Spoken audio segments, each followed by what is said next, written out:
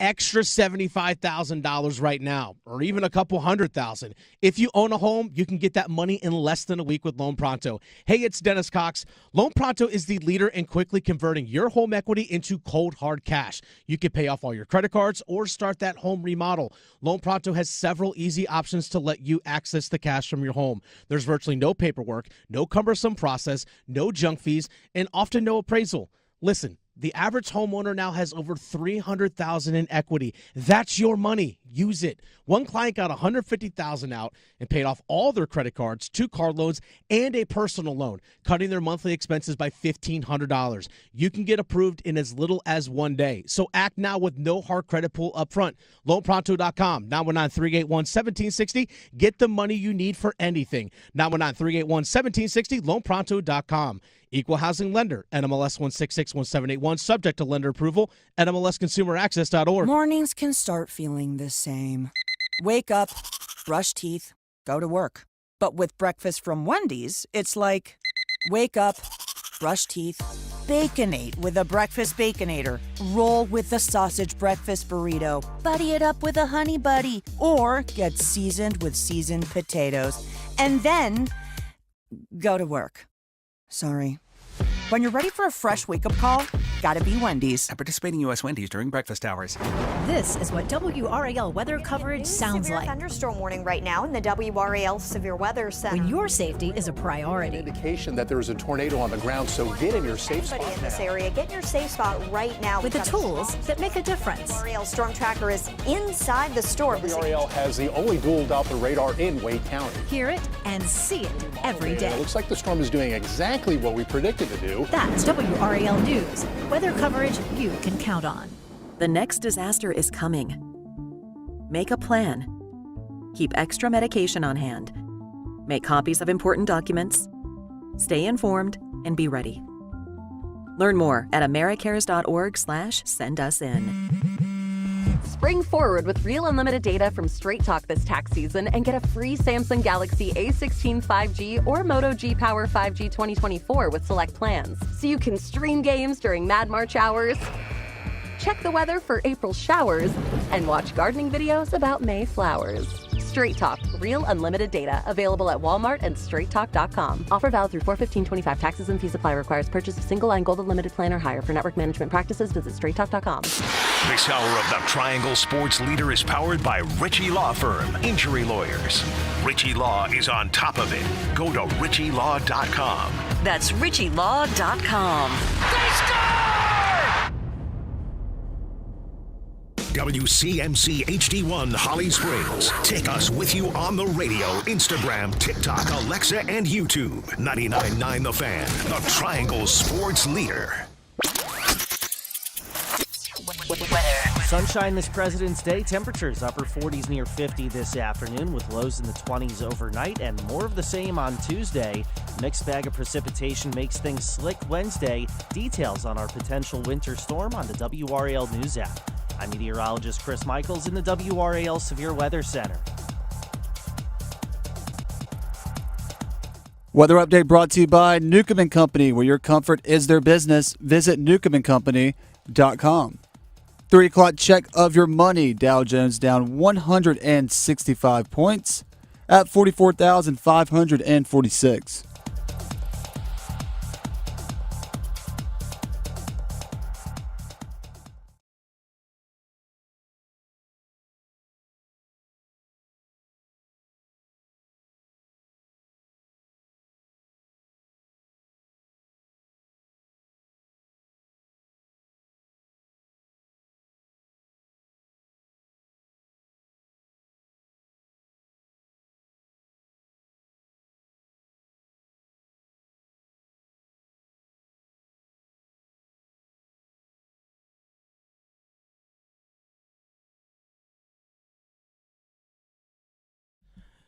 It's The Drive with Tim Donnelly on 99.9 The Fan. Dennis Cox sitting in for Tim Donnelly this afternoon. Graham Hill producing the show. Hope everyone is enjoying your Monday.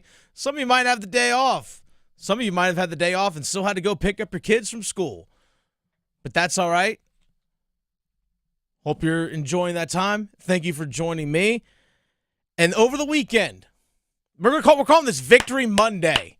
Let's go. Every ACC school in the state of North Carolina won this weekend. When's the last time that happened? It's been a minute.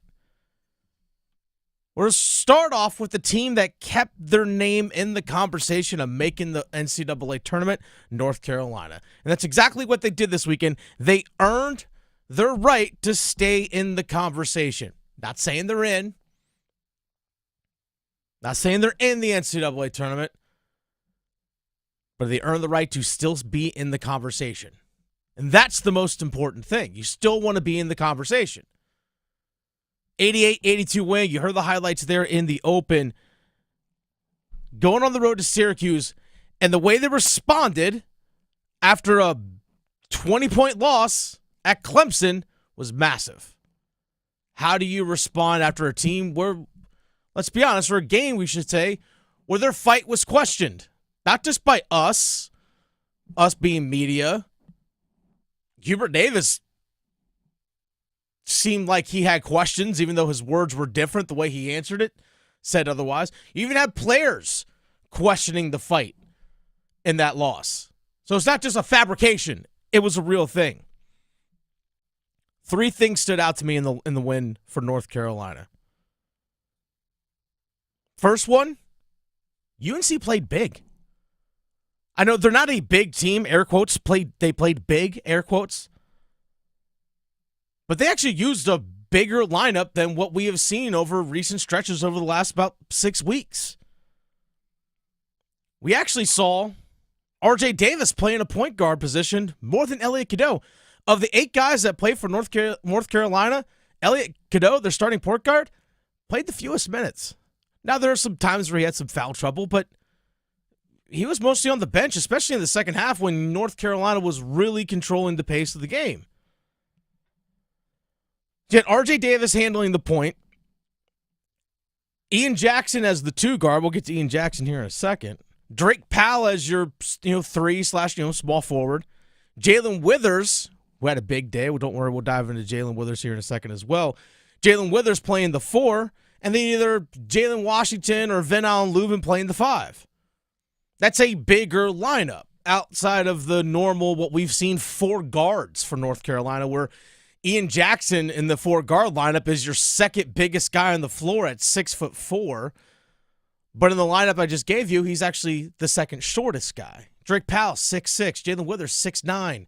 Van Allen Lubin, 6'9". Jalen Washington, if he's in there in place of Lubin, is 6'11". So you got R.J. Davis, 6 foot, 6'1".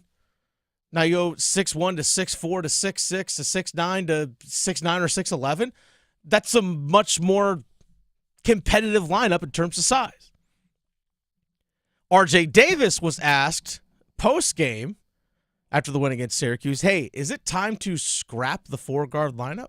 For the past, couple of games and weeks we've been having Seth as 4. That's kind of, a hard task to ask Seth to play 1 through 4, right? So just to have Witt as another extra body with his height, his versatility, and athleticism would be huge for us. So we're going to need more of that from him. I think today was just a starter point. So they say, yeah, it'd be nice. And it's difficult for Seth Trumbull to be asked to play the 4. That's just true. Seth Trumble's 6'3". As great of a defender he is, that's a tough task for someone 6'3" to play the 4. To guard against someone who's 6'8" or 6'9". It's a difficult thing to do. Now, Jalen Withers had a big game. Best game of the season. 19 points, 6 rebounds, 3 blocks. Went 3 of 4 from behind the arc. We have seen Jalen Withers have his minutes cut drastically for a stretch, but he did come back in the starting lineup against Clemson, and he was rewarded with more playing time, and he rewarded his team and his head coach with one of his best games of the season. Here's Hubert Davis, the head coach of UNC, talking about the big game that Jalen Withers had. I mean, he just came up huge for us, and he came up huge for us in ways that people, yes, he was rebounding and he hit threes for us, his finishes around the basket, but where he helped us out the most was defensively. Him with size, they couldn't post up that position. And so we didn't have to double team that position, and that was because of Jay Witt. And so him being out there on the floor, I think he played his best game of the season, and I'm glad he played it tonight. That's Hubert Davis on the Tar Heel Sports Network post-game. Jalen Withers is not incapable as a three-point shooter. He could be a stretch four. He's actually shooting 42.1% from three this season. I think actually is the highest percentage on the team this year. But he doesn't shoot at the volume that some other guys do. But if you look at his final year in Louisville, which is the 2022-2023 season, he shot 41.7% from three while attempting three-pointers a game. So again, not incapable, and that's big when it comes to secondary scoring. But it has to be more consistent. Not saying he's got to be a 19-point guy every night. I think it's unreasonable to ask that of him for something that he's never done in his career. Then all of a sudden in the last 6 weeks of the season for his fifth year in college, he's all of a sudden going to be something that he's not. But playing a bigger lineup gives him more opportunities. The second thing, UNC needs Ian Jackson. Yep. Just simple as that. I was watching the game with my girlfriend on Saturday. He hit a three-pointer early in the game, and she said, "Oh, he's having a big day. He's having a big day." And he did. He had a massive day, over 20 points. First time we've seen him score double-digit points in quite a while. 15 games this season, Ian Jackson has scored double-digit points. He's played in 25 of 26 games. He missed the game against American, third game of the year, so he missed that game early in the year. But in 25 games he's played, he scored double-digit points in 15 of them. UNC is 10-5 in games where Ian Jackson scores double-digit points. When Ian Jackson scores single digits, 4-6. 4-6. Here's Hubert Davis again on the Tar Heel Sports Network talking about Ian Jackson breaking out of his recent slump. Well, I mean, he was in a nice rhythm, and he was taking good shots. And, he's a guy that can score at all three levels, whether it's from three, mid-range to the basket.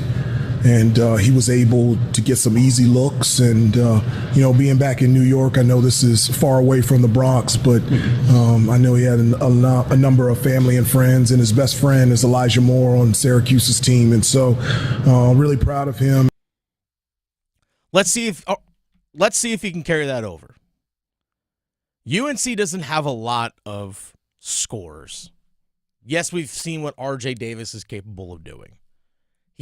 R.J. Davis isn't afraid to create his own shot. R.J. Davis can do a lot of different things. Is he playing to the level he did last year? No, we've discussed that ad nauseum. But we know what he is capable of doing. Who's that next guy? It has to be Ian Jackson. It has to be. I know sometimes the bigger lineup might be at the sacrifice of maybe times of Elliot Cadeau and Seth Trimble, who are double-digit point per game players for you this season, but you have to adapt and evolve in order to make sure you're a best fit going down the rest of the stretch and hopefully into the postseason if you're North Carolina. But Ian Jackson has to be one of your top scorers night in and night out. I'll read the stat for you again. 10-5 in games where he has scored double-digit points, 4-6 in games where they haven't, or where he hasn't. Simple as that. Simple as that. And the third thing, especially when North Carolina goes to their small lineup, when they press, they were able to create a lot of scoring opportunities for themselves. We saw UNC at times, even after made free throws especially, they set up in a 1-2-1-1 press. And it flustered Syracuse, and so many times they did that, North Carolina did, with their smaller lineup, which is a great way to combat half-court defense.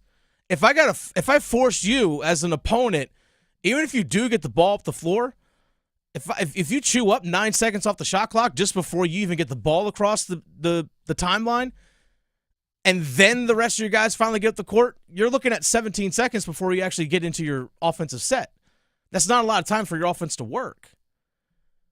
So even doing that can benefit. Yes, there are going to be moments where you might give up. If the other team does a good job handling the break, you might give up a quick one. But if you're creating more opportunities than you're giving up, that only helps you. And I think it also forced Syracuse to play at a tempo that North Carolina is more comfortable playing. That faster up-tempo style of play. So yes, North Carolina got a big win this weekend. They needed it. And Wednesday, big test at home. Big test at home against NC State. I'm looking forward to Wednesday. We'll see what the weather does. Who knows? We'll find out. It's the Drive with Tim Donnelly on 99.9. The Fan. Dennis Cox sitting in for Tim Donnelly this afternoon. We said it's Victory Monday, and one team dropped triple digits. Looks like one team might be right back to the top. We'll discuss that in 4 minutes. Listen for the Did He Just Do That? Johnson trying to step back for a three. Bring it up. Left side. Boy, that was cold-blooded. The deep looks from downtown. Damask from the right block. Gives to Hawkins. Straight on. Triple. Good. They left him open, and he makes him pay. The Get That Out of Here's. Bonner to the basket. Rejected by Renew, who saw that one coming. Your exclusive home for the Final Four. 99.9 The Fan. The Triangle Sports Leader. Tim Donnelly here for Zero Res. February is the month for love. Lucky for you, Zero Res is going to spread the love to your rug. It's the Love Your Rug Special. Have you ever Googled the company Zero Res? They have a 4.9 rating, and they want to come in and take all the nasty dirt, dander, bacteria, and germs that keep recirculating again and again and again throughout your house from your carpets and floors and get rid of them. They want you to love your floors the way you should this February. So visit them online at zeroresraleigh.com or call 919-995-0000 and get the Love Your Rug Special. That's 3 rooms of carpets cleaned starting at $109 and $100 off air duct cleaning on top of it. It's happening this month from Zero Res. ZeroResRaleigh.com or 919-995-0000. It's bow time. A leg and thigh dinner from Bojangles for just $5.99. Leg and thigh dinner from Bojangles for just $5.99. So crispy. So crispy. And juicy. And juicy. So much flavor. So much. Stop it. What are you doing? What? You expect me to get this delicious deal and not say anything? You're unbelievable. You're unbelievable. With a boldly seasoned leg and thigh, choice of fixin', a biscuit, and legendary iced tea, it's a deal so good it's worth repeating. So eat and repeat while it lasts. It's bow time. It's bow time. Dine in, drive through, or tap your favorite delivery app and have Bojangles come to you. Satisfy your craving for flavor right now with Bojangles 2-piece dinner. 2 pieces of Bojangles dark meat chicken, your choice of fixin', a biscuit, and iced tea for just $5.99. That's right, just $5.99 for limited time at participating Bojangles. What are you waiting for? When you're hungry, it's always bow time. Hello, I'm John Heister for John Heister Chevrolet in Fuquay Varina. And you know, people are asking us, how are you selling so many cars all of a sudden? Well, did you know that the Beltline has opened up the outer loop? We're only 28 minutes from Knightdale. We're only 19 minutes from Clayton and 15 minutes from Apex. We're now the most convenient Chevrolet dealership to reach in the Triangle. And the best part is, you don't have to traverse the inner city traffic. It's just one more reason to get off your keister and come to Heister. Now at John Heister Chevrolet, get up to $13,000 off with Chevy loyalty on a 2024 Chevrolet Tahoe. Together, let's drive. Why choose a Sleep Number smart bed? Can I make my side softer? Can I make my side firmer? Can we sleep cooler? Sleep Number does that. Cools up to 8 times faster and lets you choose your ideal comfort on either side. Your Sleep Number setting. And now save 50% on the new Sleep Number limited edition smart bed. Plus free home delivery. Ends President's Day. Exclusively to Sleep Number store near you. Learn more at sleepnumber.com.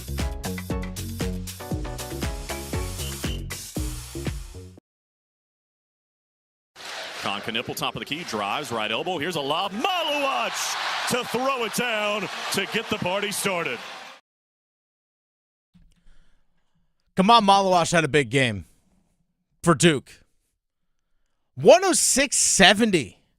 The Blue Devils took down Stanford this past Saturday at Cameron Indoor Stadium. Dennis Cox sitting in for Tim Donnelly. It's the Drive with Tim Donnelly here on 99.9 The Fan. Graham Hill producing the show. 106.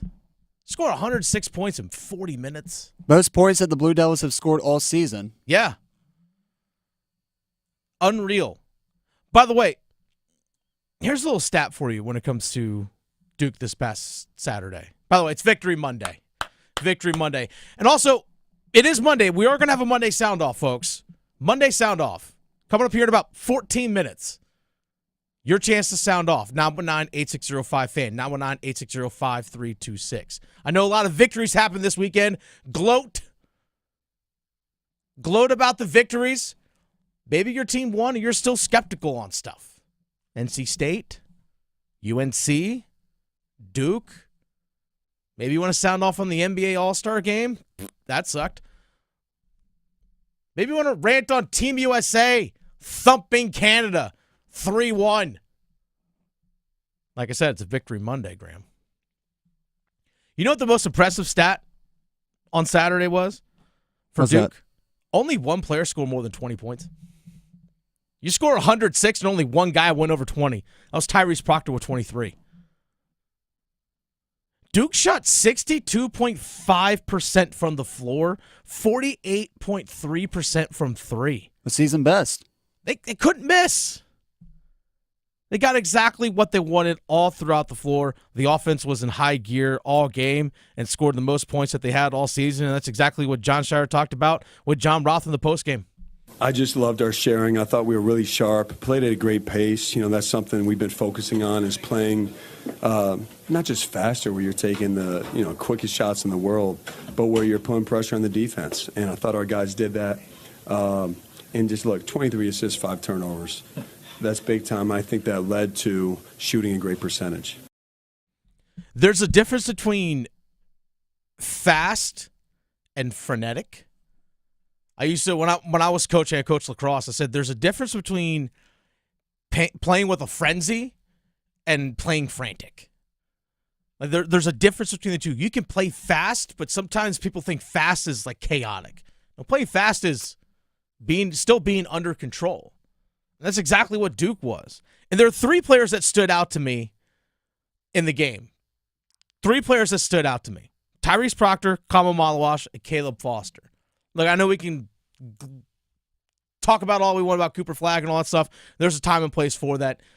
But 3 people that really stood out. Tyrese Proctor. This guy is on fire for Duke right now. He's averaging over the last 5 games 19.4 points per game. Shooting 53.8% from the floor on 13 field goal attempts per game. So it's not like he's putting up 5 or 6 shots and has a high percentage. This guy's shooting at high volume. 13 field goal attempts per game over the last 5. 48.6% from 3 on 7.4 three-point attempts per game. So he's basically making 3 out of 7 from behind the arc over the last 5 games. And that's his average in 31 minutes a game. So he's averaging 19.4 points per game. Add on top of that, over that same 5-game stretch, Cooper Flagg scoring 19.2 points per game, with Flagg shooting 54.5% from 3. Have that together, and you have Malawash and Knipple and others as your secondary scoring. When this team is on all cylinders, watch out. That's a scary team to go up against. It 100% is. And the impressive thing for me about Tyrese Proctor is that he can score in multiple ways. And he's adapted and evolved his game this season. He's turned into a great catch-and-shoot three-pointer, or a great catch-and-shoot three-point shooter. He still has the ability to create his own shot. The guy was a point guard coming into Duke, so he still has the handle, can create his own shot. We've seen him being able to take step-back three-pointers. He can move the ball in transition. And his ability to adapt and move off the ball allows Duke to play at a really great pace and tempo, and this is something John Shire talked about in the postgame as well. Yeah, no question. I mean, these guys, that's I think what they wanted to do is make it slower pace, less possessions, and Renaud. I mean, he had it going there in the first half, obviously, and he scares you with what he's capable of doing. But I just thought our guys didn't waver. They just kept coming at him, and really proud of their prep and really proud of the execution. So that's Tyrese Proctor for me. Second person that I noted, Kama Malawash. 17 points on Saturday against Stanford. Just catching lobs, throwing it down. Got the game started with a dunk. Yeah. And it's like, all right, that's a nice way to set the tempo. For sure. Double-digit points in back-to-back games. He was in single digits in the previous 6 games. He went 6 games of single-digit points, including 0 points scored in 18 minutes against Wake Forest, where he didn't even have a field goal attempt, not even a putback or a layup attempt or catching a lob. And I had to remind myself, Graham, of how young this guy still is, both as a player and a person. He just turned 18 in September. He's super young. He's literally like 2 months older or 3 months older than Cooper Flagg is. And Cooper Flagg's supposed to be a senior in high school. So he's just that young physically as a player, but he's also only been playing competitive basketball for about 5 years. He's still really young at the game, too. And I had to remind myself of that because we just see this raw talent. But when you have a 7'2" guy that just can be the finishing piece of, hey, if Tyrese Proctor gets inside the lane, or Knipple, or Cooper Flagg, or Sion James, or whomever, and you have to worry about those guys. And you also have to worry about guys that can space the floor. Fine, send your weak side help defense. I'm just going to throw up to the 7'2" guy, and he's just going to catch and throw it down. I'm not going to expect him to score 17 a night. I think, again, some things are just unrealistic to ask of people. But being a consistent threat, like, can you be 11 points a night, 12? And someone that teams have to respect on a night in and night out basis. And this gives me actually to my third person. It's Caleb Foster, actually. I think Caleb Foster is someone that is going to be needed for Duke as the season goes on, especially when we get into the ACC tournament and then also in the NCAA tournament. I think his role has been reduced much of this season, and having had his role reduced has impacted his confidence. He's essentially become the 9th guy in the rotation for John Shire. He's conceded a lot of minutes early on in the season to Sion James, who's now taken over as the starting point guard, but now Isaiah Evans and Mason Gillis as well. He played just 6 minutes against Stanford in mop-up duty. So he didn't get time early on in the game. Just 6 minutes in mop-up duty against Stanford. Scored 10 points. Yep. In just 6 minutes. It was a little bit of a reminder of what he's capable of doing.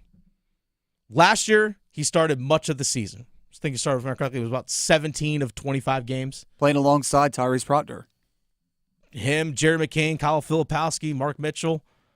He started a bunch as a freshman last year for a team that went to the Elite Eight. I know he got hurt late in the season. He missed the ACC tournament, also missed the NCAA tournament, but he was a key piece to that team. Last year, again, started much of the year for Duke, scored 7.7 points per game while shooting a shade above 40% from three. If there's an injury in your backcourt and or there's foul trouble, you have to be able to go deep in your bench, especially if you're going to be playing 2 games in 3 days or in the ACC tournament, where if they're probably going to be on a Thursday team is when they're going to start. Let's be honest. Duke's going to have to win 3 games in 3 days to win the ACC tournament. You're going to need to have the added depth. It's hard to go with just 6 or 7 guys. To be able to have a 9th guy on your bench that you can trust is big time for John Shire. It's big time. So as much as we love to praise Cooper Flagg, I get it. The guy's probably going to win the Player of the Year in college basketball. If not, he's definitely a finalist. I mean, he was great in his own right over the last stretch of games. He's been great this season. But for me, Proctor, Malawash, Caleb Foster are all guys that can be big-time contributors for your team. And not just for a flash for a game here or there, consistently. Tyrese Proctor is playing his best basketball since he's got to Duke. These last 5 games, he's been fantastic. Malawash, you just want to have the consistency. Again, super young player. And Caleb Foster, again, another really talented player that you can rely on. It's not easy to find. It's The Drive with Tim Donnelly on 99.9 The Fan. Dennis Cox sitting in for Tim Donnelly this afternoon. It's Monday. It's a victory Monday. State wins, UNC wins, Duke wins, Wake wins, USA Hockey wins. William Byron wins the Daytona 500. He's a North Carolina guy. It's Victory Monday, folks. Doesn't mean you can't sound off. 919-860-5FAN. 919-860-5326. I want to hear from you. It's Monday Sound Off next here on The Drive. Listen for the... Oh, my goodness! Check in for the... Beautiful back cut and a two-hand jam. Don't miss the... Race to the other end. Get ready for the show! What was that? A reverse pull-up!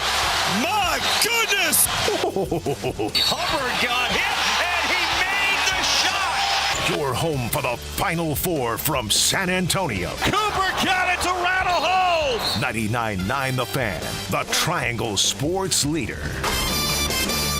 You know what's fun about Ram Truck Month at John Heister Chrysler Dodge Jeep Ram in Lillington? Nothing if it's not you behind the wheel of a brand new 2025 Ram 1500. With savings as much as $15,000 off a new 2025 Ram 1500, you can have all the fun driving this powerful, rugged truck built for work, play, and everything in between. So get off your keister and get to Heister today. Hurry to Ram Truck Month at John Heister Chrysler Dodge Jeep Ram in Lillington. Hi, welcome to Staples. Hi, I hear Staples can print it all for my business. Oh, if you can think it, Staples can print it, and will beat any print quote. Oh, great. I'm thinking new brochures and yard signs. No problem. I'm thinking calendars, t-shirts, and pens. Totally. I'm thinking Staples is the place for printing. I thought you might think that. Right now at Staples, get up to $250 off your print purchase. Ends 4/5 exclusions apply. Visit staples.com/print for offer details. Price match guarantee valid in store and staples.com/print. Visit staples.com/price match for details. Robinhood Gold members can now enjoy the VIP treatment, receiving a 3% IRA match on annual retirement contributions. With Robinhood Gold, the perks of the high net worth are now available for any net worth. The new gold standard is here with Robinhood Gold. To receive a 3% boost on annual IRA contributions,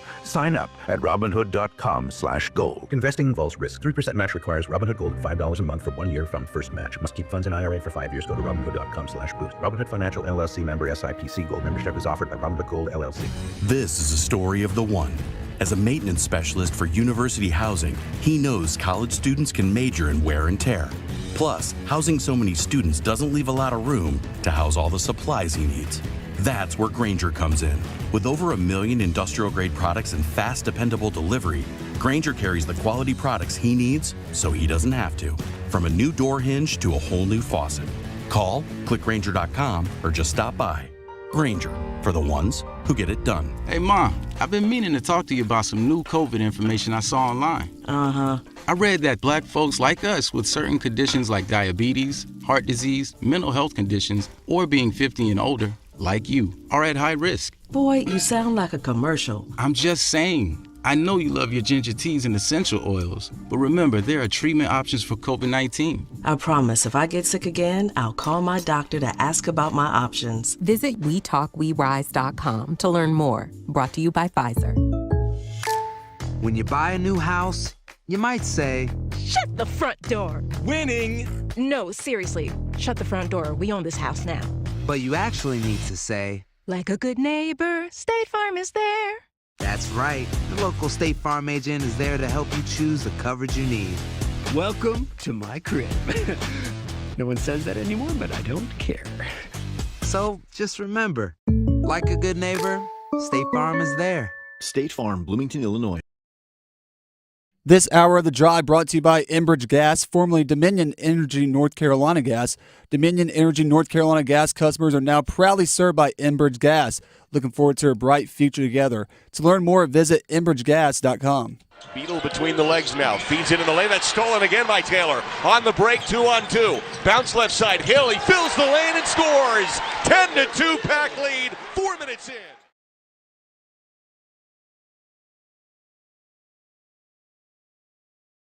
It's a Victory Monday. So many great wins this weekend involving the state of North Carolina. Just a great sports weekend in general. Wake Forest gets a big win. NC State gets a big win. Duke wins big. UNC gets a big win. State, Duke, Carolina, Wake, all winning. I love it. William Byron, North Carolina native, wins the Daytona 500. Team USA Hockey, all things that you can sound off on right now. Monday Sound Off. We put the sound out for all of you. 919-860-5FAN. 919-860-5326. Let's tee things off with Edward and Wendell. Edward and Wendell, I believe you actually do want to talk about teeing things off here in the PGA. Yeah. Hit I'm me, talking Edward. about how the PGA is about to get eaten up by LIV because all their tournaments have been looking a lot less full of, like, big names because of money. The Century had $20 million purse, and there was a lot of big names like Colin Morrell and a lot of other. Then the next week is the Sunny Open, and you see a lot of rookies because that purse was only $8.7 million, which is a lot of money, but not compared to a lot of the big names like Scotty Scheffler and who else? A lot of other, like Justin Thomas and Rory McIlroy. I think a lot of these players are going to move on from the PGA and go to LIV simply so they can get guaranteed money. You know, that's a big thing that's been happening a lot, Edward, with a lot of these players. I think there are quite a few players that have maybe, Edward, that are locked in on where they want to go. I think guys like Rory McIlroy and some others are locked in on staying with the PGA. And there are guys who obviously have taken the money to go over to LIV Golf. I know the PGA has set some of their tournaments as being more premium tournaments, hence why you mentioned there's one that had a $20 million purse, another one that's $8.7 million. Again, still a lot of money to play for, but they're being intentional about which ones they're dedicating to be their premium tournaments. The one thing with LIV, I know they got a TV rights deal and stuff coming up, is that it's harder to get exposure if you're playing for LIV Golf. So sometimes lack of TV exposure and so forth means possibly less sponsorships and such as well. So I don't know. It's every person's choice when it comes to LIV and it comes to the PGA. I'm not the biggest golf fan. I'm not afraid to say it. It is what it is. But you know what? People make their choice. That's really it. And there's a lot of money that's being thrown out on both sides. And guess what? If there are golfers that go play in the PGA or leave the PGA and go for LIV, if I'm someone that's trying to come up the ranks, guess what? Go make yourself a star in the PGA. Your opportunity. One person leaves, someone's got to fill that spot. Go be that person. And it's not just with how you play. It's also with how you carry yourself online. Can you show personality? I think this is a big thing when it comes to sports, is that personalities drive sports in so many ways. Good or bad. Personalities drive sports. Why do you think up here in the state of North Carolina we love Seth Jarvis so much? Not only is he a great hockey player, but the dude shows great personality. He's not dry. That's a massive thing. So if you're someone coming up in PGA and there are people that go play LIV, guess what? Make yourself the star. Make yourself the star. Not with just how you play, but make yourself the star. All right, let's go to Dean in Rocky Mounts. Wants to talk a little NASCAR and USA Hockey. Dean, what you got? Won't you fly high, freebird? Yeah. The USA beats Canada after they thrashed Finland before they beat Canada. And right now the U.S. is looking poised to go to the championship. Well, not poised. They are going to the championship. They're in. Looking poised to win it all. It's been a great tournament for the U.S. I can't believe I'm cheering for the Kachucks, but it could be worse. You could be a Montreal fan cheering for Brad Marchand. Just saying. But in terms of NASCAR, actually, real quick, Dean. Before we get to the NASCAR, I want to talk a little hockey here with you, real fast. I think this goes to show you that players like the Kachucks, which by the way, Canada's up 4-1 on Finland right now, so it looks like we're going to get our rematch here on Thursday night between the United States and Canada. But the Kachucks goes to show you, if those guys are on your team, you're all in on them. Like, those are the guys you want on your side. And you don't want to be playing against them. Oh, absolutely. And the Hurricanes, once upon a time, had a chance to draft Brady Tkachuk. We won't talk about that. But, all right, Dean. Yeah, you're exactly right. All right, Dean, you want to talk a little NASCAR? Let's dive into the little NASCAR. So my guy, William Byron, wins the Daytona 500 by surviving the big one on the last lap. The only reason it happens is Riley Herbst makes the save of the century. Going through the infield, he manages to save it and get back on without causing a caution, which allows for the big crash that lets the seas part for William Byron to win his second Daytona 500 in a row. And personally, my second guy, Jimmy Johnson, who was my favorite growing up, retired, and I like him because, I liked him when I was growing up. He got third place. I was kind of hoping Jimmy would win, because when he retired in 2018, nobody knew that was going to be his last win. When he won in 2018, he went like another 3 years, didn't win a race.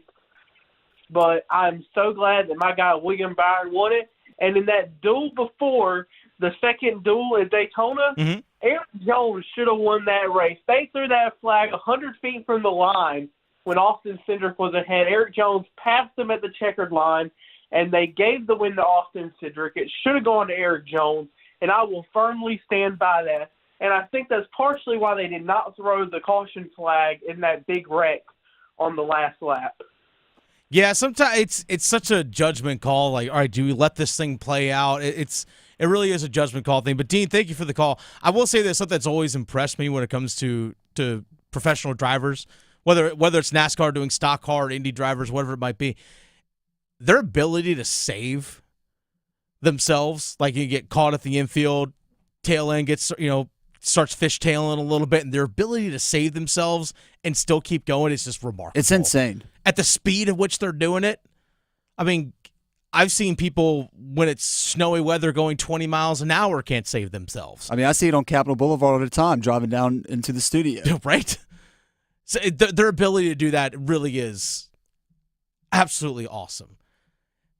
Monday Soundoff, 919-860-5FAN, 919-860-5326. Your chance to call in on Soundoff, whether it's on UNC basketball. Maybe you're still upset with UNC basketball, even though they won this past Saturday, 88-82 against Syracuse. NC State, did the win against Boston College change your minds on anything? Maybe there's other things that you want to sound off. 919-860-5FAN, 919-860-5326. But Dean did bring up USA Hockey. Graham, go and hit the sound out there for the people for the Monday Sound Off. Again, 919-860-5326. The USA Hockey game against Canada the other night was absolutely box office. Electric. 3 fights in the first 9 seconds of the game. 3 fights in the first 9 seconds of the game. It is amazing how we have had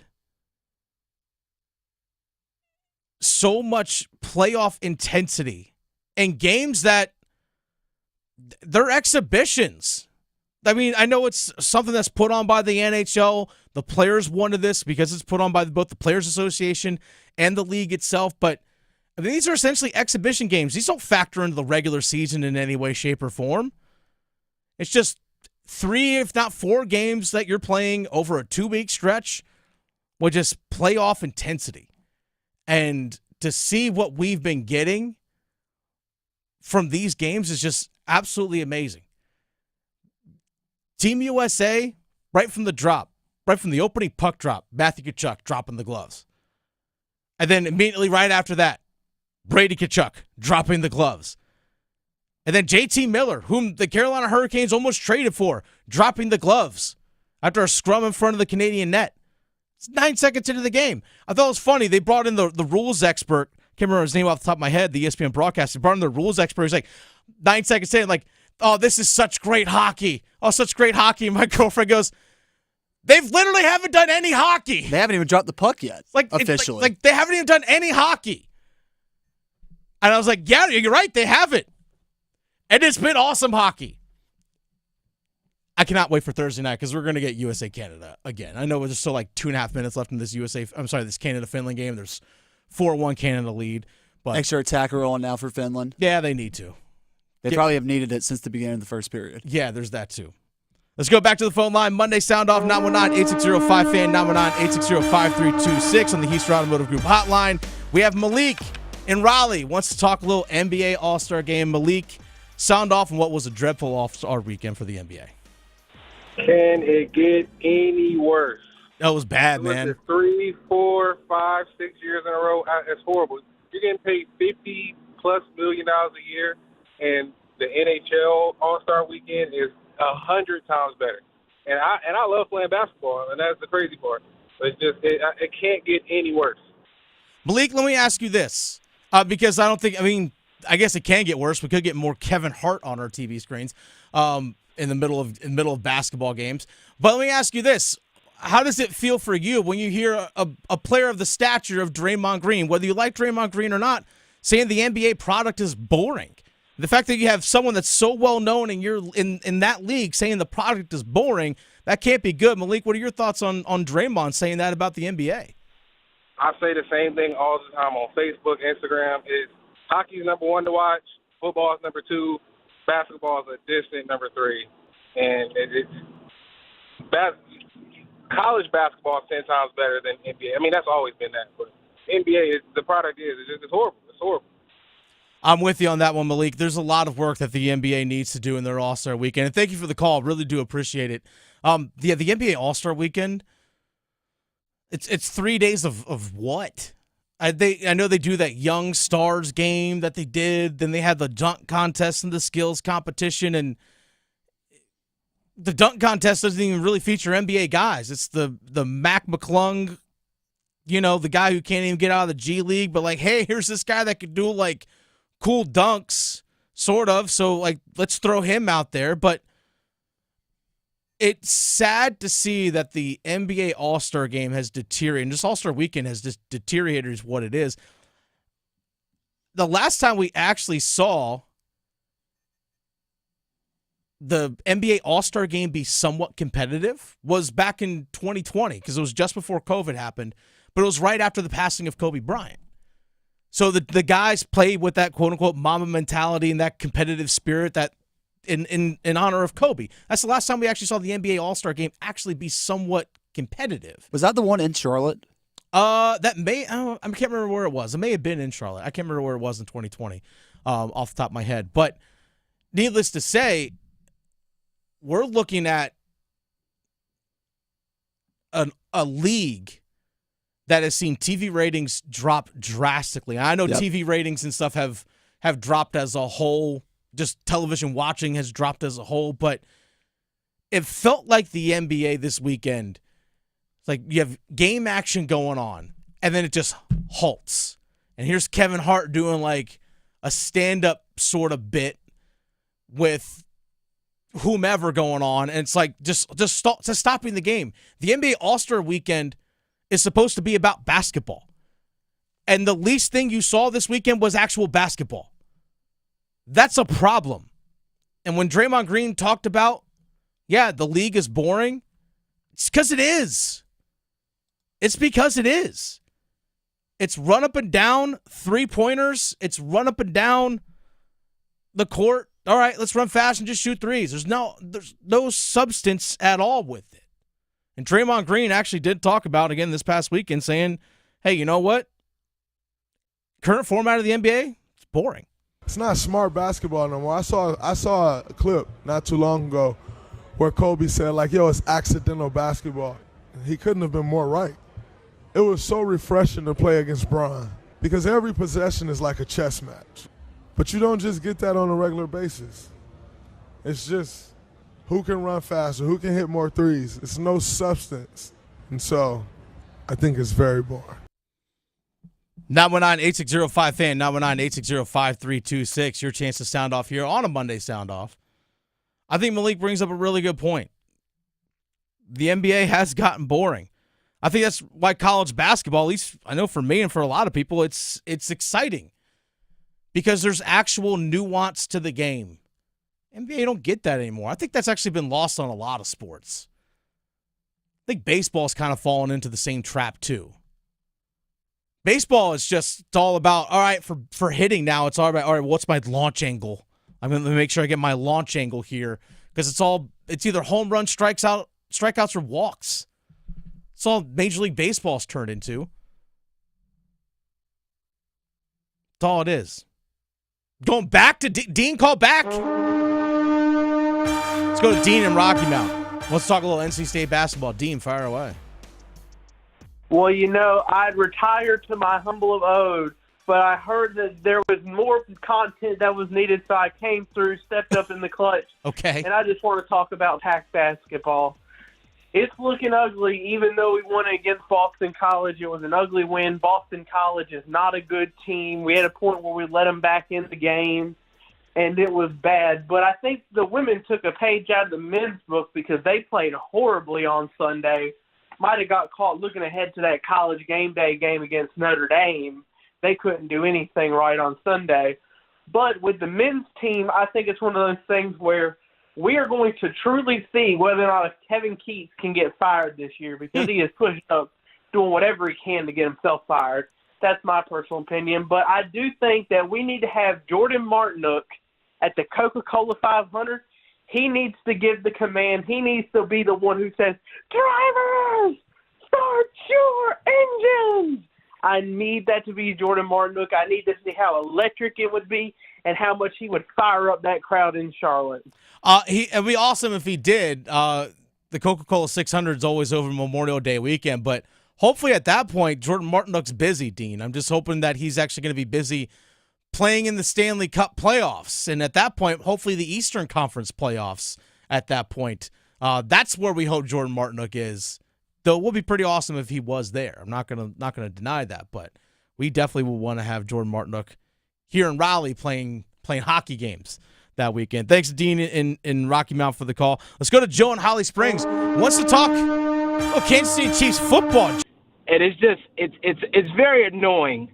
Yes, they played horrible, but if this one loss is the defining moment in his whole career or a representation of his whole career, I don't know how that adds up. But hey, what do I know? I'm no expert. This is one of the reasons why, Joe, I hate legacy conversations. I really do. It's for this exact thing that you just mentioned. The guy's probably, halfway through his career? Halfway? No, I think a lot of it is so many people were labeling him as greatest of all time and all that blah blah blah. I don't care for those conversations. But then it was just kind of like, well, if he's the best, then why'd this happen? It's like, well, he's about to turn 30 years old. He's won 3 Super Bowls. He's been to 2 others. I think they've gone to 7 or straight AFC championship games in and of itself. It's like, yeah, the guy's outstanding. Again, this is why I hate legacy conversations. For players that are still playing, to me, save it for retirement. Or if a player does the whole, hey, I'm retiring at the end of this upcoming season, then you can start having those conversations, in my opinion. But to me, I'm like, yeah, the guy's 30 years old, where people are trying to define his career already. What if they go on and win 5 straight? Guess what? You're going to have to backtrack everything you said. I think this is such a byproduct of, hate saying it, but mainstream sports media, and this is why a lot of mainstream sports media gets a lot of flack, is for that narrative, Joe, that people are driving. It's like, well, game just happened, as opposed to talking about the great things that the Eagles did in that game and what can Kansas City do in order to revamp their roster moving forward to have continued long-term success. It's instantly goes into Mahomes versus Brady. I'm like, stop. What are we doing? Stop. Dude's still young, still so young in his career. It's just like, what's your goal? I must say, it's like, what's your goal? Now, if you want to tell me, hey, I think there are some things that Mahomes still can get better at and improve upon, all right, let's have that conversation. If there are things that you think that he can get better at, sure. Okay, I'll listen to those conversations. Or if you want to talk about the Kansas City Chiefs about, hey, this is what they maybe need to do with Travis Kelce this offseason, or what other pieces they need to do. How can they continue to reinvent their team, or how can other teams around the league take aspects of what the Chiefs do in terms of their roster construction or whatever it might be and add that into their formula? Then, all right, I'm here for those conversations. It's just like, all right, the whole legacy stuff, I don't get it. Like, the guy's fantastic. It's almost like you're just stretching to make a conversation during an off day at the office. Well, that's the thing. It's not even like an off day. It was like day after Super Bowl. Hey, let's lead the show with this. Like, yeah, that's even worse. Yeah, it's like, well, you're not going to talk about the team that just won? So I'm with Joe on this one. I really am. I hate legacy talk. I really do.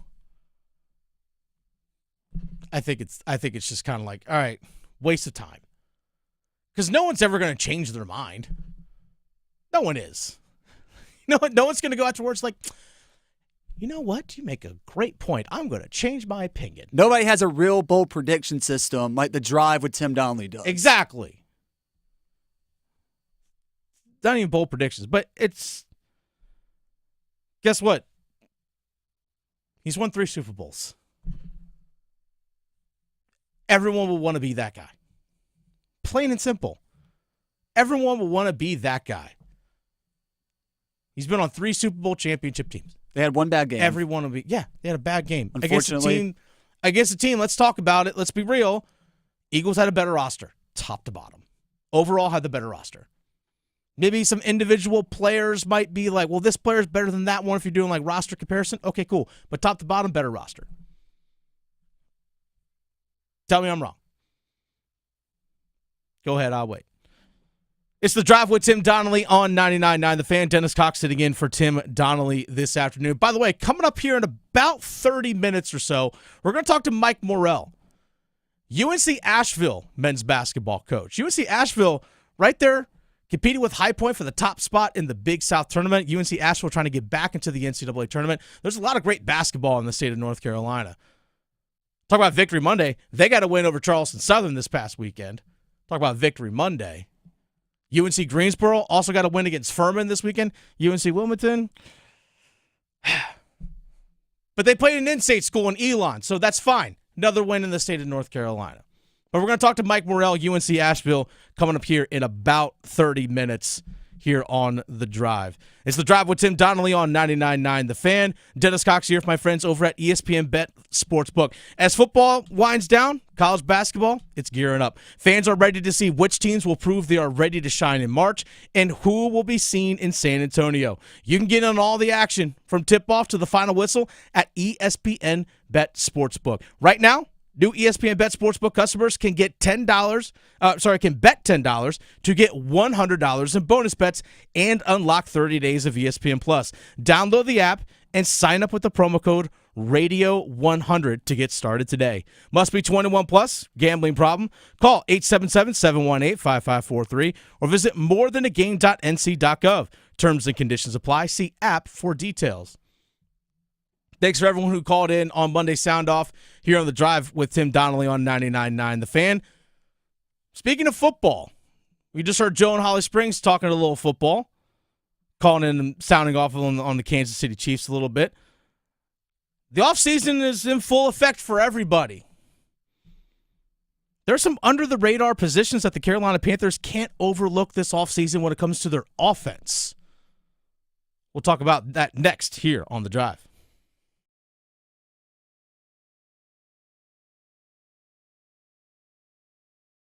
Caniacs, get ready for Iced Tea, a brand new podcast that gives you the behind-the-scenes stories from the Carolina Hurricanes. You watch the game back?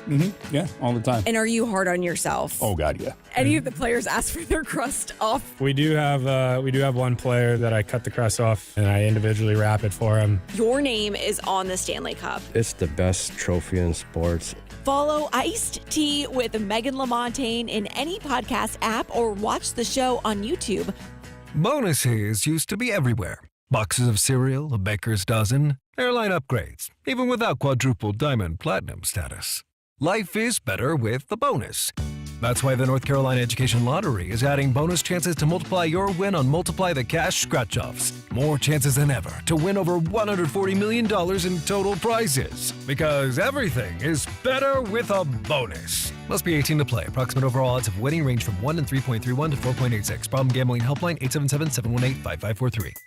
Dear McDonald's, your breakfast menu? Fire. 10s across the board. I could be happy with anything, even though I ordered the same thing every time. Thanks for not judging me. I'll try something new next time. Maybe. Get your faves for less. Buy a sausage McMuffin with egg for $2.50 at any size Sprite for $1.49. Price and participation may vary, cannot be combined with any other offer or combo meal. Ba-da-ba-ba-ba.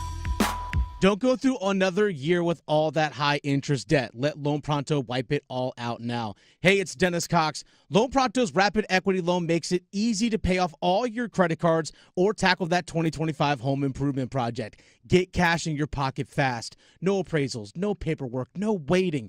Loan Pronto's AI-driven tech gets you approved and funded in as little as 1 day. One client got $150,000 approved in under 24 hours. Paid off all their credit cards, 2 cars, and a personal loan, saving over $1,500 per month.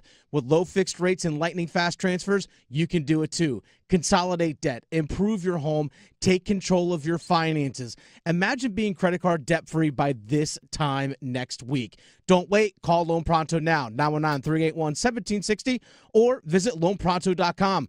Get a free rate quote with no hard credit pull, 919-381-1760, loanpronto.com.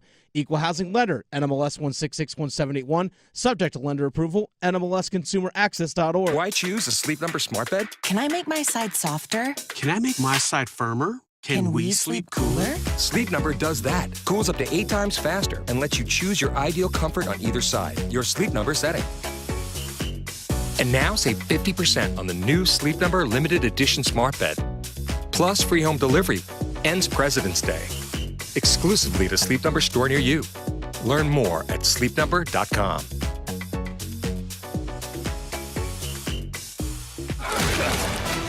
This hour of the Triangle Sports Leader is powered by Ritchie Law Firm, injury lawyers.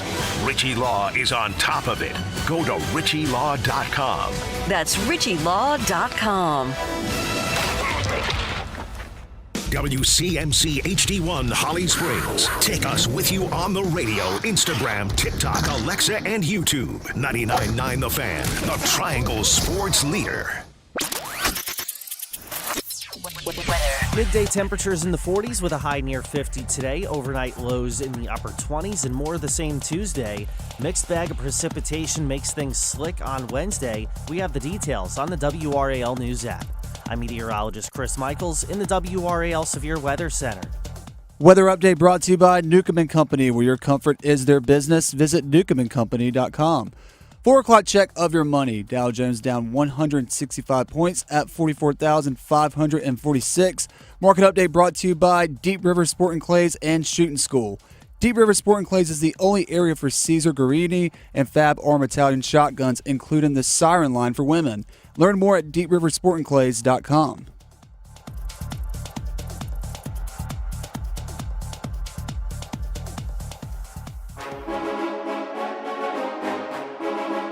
Let's move the chains. Time for football at 4. It's the Drive with Tim Donnelly on 99.9 The Fan. Dennis Cox sitting in for Tim Donnelly this afternoon. Graham Hill producing the show. By the way, if you missed any of the show, make sure you check it out, the Best of the Drive podcast, wherever you get your podcasts. You can go check out clips and portions of the show there, Apple, Spotify, you name it. But also, go to our YouTube page, 99.9 The Fan. Just search that on YouTube. You subscribe there. You can watch live video stream of this show. You watch the whole thing. It's live. Right there from 3 to 6. Also, before the show, you can check out the Adam Gold Show from noon to 3. You always can go back and listen to the entire show. The archive of the live stream just lives right there on YouTube. Check it out. We also have individual videos that are posted as well that we encourage you all to leave comments on. For example, there's conversations that we had earlier today about UNC basketball getting a big win at Syracuse on Saturday, and Duke basketball putting up 106 Thumping against Stanford. Just straight beat down. But it is the NFL offseason for football at 4. A lot of people, including myself, have had conversations about, all right, what do the Carolina Panthers need to do when it comes to the draft? What are they going to do with the number 8 pick? Is it going to be Jalen Walker, the linebacker, edge guy from Georgia? Maybe they should go Mykel Williams because this high upside. Well, what if so-and-so falls down to them? Should they take Mason Graham? Whatever it might be. That's top of the draft. High priority stuff. I totally get it. But that doesn't mean you still can't address other needs on your team. And there are a couple positions that, believe it or not, in the NFL draft are super deep and also are maybe some areas of need, maybe under the radar, that the Carolina Panthers need to address. Unfortunately, one of those positions is running back. I know Chuba Hubbard's the guy. Let me just go ahead and make sure I get that out there. Chuba Hubbard is the dude. He's the number one. But what do you have after that? Miles Sanders making over $8 million a year. Miles Sanders, as your number 2 back, making that much money counting against your salary cap when you have so many other needs? Is that someone worth keeping? My assumption is, even though that Miles Sanders had a strong end of the game strong final game to end the year last year, my feeling is that Miles Sanders is probably going to be gone once the offseason actually does hit. His salary cap hit next year, $8.1 million. If you do let him go, his cap hit is just under $3 million. So you're going to save about $5.1 million by letting him go. That could be a starting safety, maybe. Maybe not a high end, but at least somebody. Or that's money used to help find a starting safety. It's also money that goes into your pool. You have to pay your draft picks. You have to keep up that cap space for them as well. So my assumption is that Miles Sanders is going to be gone from the team after this year. They paid him a lot of money a couple years ago. The start of the season, it was Chuba Hubbard was the guy, and he was pretty much the entire year. But what about after that? The Panthers drafted Jonathan Brooks in the second round last year. They had an early second-round pick that they traded down and then moved back up in the second round to draft Jonathan Brooks, who was coming off an ACL injury his final year at Texas. He suffered the injury in November of 2023. The Panthers drafted him knowing, hey, he's going to take a little bit to come back from the knee injury, might not be ready to go at the start of the year, but they understood that. They actually let it go all the way through the bye week after they played in Germany to get Jonathan Brooks into a couple of games. And he did play in a few. But then a non-contact knee injury, retore the same ACL. Unfortunate thing to see because you saw glimpses of that playmaking ability that he displayed at Texas. He was supposed to be what Jahmyr Gibbs in Detroit is to David Montgomery, their running back duo. He was supposed to be that with Chuba Hubbard. You could see it when they actually were on. You see him on the field, the few touches that he got. But he re-tears the ACL nearly a year after he tore it at Texas. So you're going into this upcoming season of, well, you can't anticipate, even if it's the same timeline of his rehab coming back, you can't even anticipate him being back until the latter half of the season at the earliest. If not, he's going to miss the entire year. So who's going to be your number 2 back? Who's going to be the complement to the heavy workload and the tough running that Chuba Hubbard provides? Who's going to be that change of pace guy? Again, we are starting to see the trend in the NFL going back to the 2 running back system, much like the Carolina Panthers have seen over the course of their franchise's lifetime. From the early days of Deshaun Foster and Stephen Davis to D'Angelo Williams and Jonathan Stewart, the 1-2 combination. Who's going to be that second guy? And by all accounts, this NFL draft is loaded with running backs. People are praising it, the depth that you can find. You can find great running backs, guys that can help your team in like the 4th and 5th round. A lot of really, really good running backs that can come into the league. Some are projecting 30 could be drafted. Last time I checked, there are 32 teams. Are the Panthers in that market? They have 9 picks, including multiple in the 4th, 5th rounds. Do you find someone? I'll throw a name out there. Brashard Smith, SMU. He was a wide receiver at Miami, transfers to SMU. They turn him into a running back, great pass catcher, not a big guy, but is someone that you can move in different spots on the field. He could be a back out of the backfield that catch passes. You can line him up in the slot. Similar to what the Panthers were using with Miles Sanders when we saw Miles Sanders on the field with Chuba Hubbard at the same time. So can you find that kind of similar role, but for cheaper price? Again, and use the money elsewhere. Maybe that's a guy. I'm not saying that's who they draft, but someone like him. Can you find a complement? You need to have some running back depth because guy gets hurt. You got to be able to rely on somebody. Simple as that. Second position, it's tight end. Maybe that complement at tight end is still Tommy Tremble. Maybe you bring him back. He's been with the franchise for 4 years. He was drafted under Matt Rule, played under Frank Reich, played under Dave Canales. Maybe he is that number 2 tight end with Jatavian Sanders. Jatavian Sanders going into his 2nd year.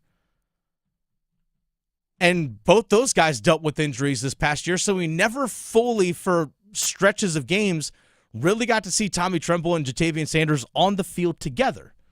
So still, again, a bit of a question about what those two can do. But the trend also we see in the NFL, along with a 2 running back or a tandem running back system, a lot of 2 tight end sets. 2 tight end sets give you a ton of versatility. You can run, you can spread the field out and throw as well. It gives you a ton of versatility, and the defense really can't change their personnel. But by all accounts, this is a pretty deep tight end draft too, where you can find someone really good that can step in and play right away as a number 2 tight end in the 4th, 5th round. Do the Panthers also go that route? These are just, again, under the radar positions that the Carolina Panthers still need to consider. Because one thing this team lacked last season across the board, depth. I mean, their roster talent as a whole wasn't good enough as it is, even at full strength. But then all the injuries, especially that they had on defense, this team has to find depth even at the spots where they still feel comfortable with their number 1 guy. You might feel comfortable, hey, Jatavian Sanders is our starting tight end going into next year. Great. Who's number 2? And who's number 3? I think the Ian Thomas experience, by the way, I think that's done. And that's okay. But you still need to find other pieces that are going to help your roster as a whole. The more depth and versatility that you can have, the better. So yeah, Dan Morgan still needs to think about running back, still needs to think about tight end. I want a ton of attention on the defense, and I think we all can agree upon that, Graham. But these are some under-the-radar things that Dan Morgan still has to take into consideration. You can't have holes in these spots. Because we saw last season when they played Tampa Bay, Graham, when Chuba Hubbard was out, didn't have Jonathan Brooks either. Miles Sanders wasn't ready to go. And it was Mike Boone and other guys. And it was a disaster day for the offense. It sucked. And up until that point, the Carolina Panthers had actually been showing improvement. Yeah. On the offensive side of the ball. It's just that one day we didn't have a deep enough running back room. It just showed how ineffective it makes your offense if you don't have the depth and the stability. You got to have depth and other people you can rely on. You're going to get injuries in the NFL. It just happens. You have to find guys that can at least step in, if it's for a game or 2, that can make sure that you stay afloat, not set you back. It's The Drive with Tim Donnelly on 99.9 The Fan. Dennis Cox here with my friends over at Law Tigers. Folks, I need you to focus right now on something that you can win. It is a custom Caniacs motorcycle. I did say that correctly. A custom Caniacs motorcycle. Because the Law Tigers, Tobacco Road Harley-Davidson, Shiny Side Paint, and your Carolina Hurricanes, they've all teamed up together once again to give one lucky fan a custom motorcycle. Simple to enter. Go to caniacsbike.com. You'll see pictures of the bike right there. It is an absolutely gorgeous bike. I wish I could have this. I wish I could be eligible to win, but I am not. But you are. Just go to caniacsbike.com. It's a gorgeous bike. White wall tires, custom painted with Canes logos, Canes colors, everything that you want on there. It's an absolutely gorgeous bike, and it is one of one. You could truly say you're the only person that has it. Because, again, custom-built motorcycle that's also custom painted. There's nothing else in the world like it. Go to caniacsbike.com to enter for your chance to win. Law Tigers is a network of independent law firms who are members of the American Association of Motorcycle Injury Lawyers. Law Tigers is not a law firm. It's The Drive with Tim Donnelly on 99.9 The Fan. We have the Podium coming up, and it was a difficult one to set. With all 4 teams in the ACC winning this weekend in men's basketball, one, unfortunately, is off the podium. We have that and the ladder challenge coming up next. The Adam Gold Show. I felt like Philadelphia would win. And what we call that is, at least I do, blind squirrel theory. The game played out, sort of, as I thought it would. Not that me. never happens. Chiefs look like garbage. Well, I did not anticipate the Chiefs to be blown out. Embarrassing. But exactly what I thought would happen, happened. That never happened. The Adam Gold Show, weekdays starting at noon on 99.9 The Fan. This is Gordon Miller with Miller Lending and Carey, and I have a question. When it comes time to buy a house, do you just look at one? Probably not. So when it comes time to working with a lender, multiple surveys have shown that borrowers who requested multiple quotes were far more likely to receive better terms when compared to those who likely only spoke to one. So why Miller Lending? As a mortgage broker, we're not limited to only one lender, as is the case with your bank. We act as more of a one-stop shop. With access to over 24 lenders, it's not uncommon to receive multiple bids for your mortgage. Recently, we've saved numerous homeowners upwards of $10,000 or more in closing costs for the same interest rate they'd been quoted. Now, while you may think all lenders are the same, they aren't. So whether it's a no closing cost purchase, our highly competitive FHA, VA, or jumbo rate, see why thousands of satisfied clients have chosen Miller Lending as their lender for life. 919-447-3377. Or simply apply online at millerlending.com. Miller Lending is an equal housing lender and MLS number 250-2146. Tired of wandering the aisles of those big box stores, struggling to find the help you need? At Home Outlet, we do things differently. First, we guarantee the lowest price on kitchens, baths, floors, and more. Find it cheaper somewhere else? We'll beat it by 10%. Second, we're employee owned. Yep, the folks helping you design your dream kitchen actually own the place. You're not just another customer to us. You're the customer. So why deal with the other stores? Break up with the big box and upgrade to Home Outlet. Find a location near you at homeoutlet.com. Hello, I'm John Heister for the Heister Automotive Group. And we're constantly looking for ways to serve you better.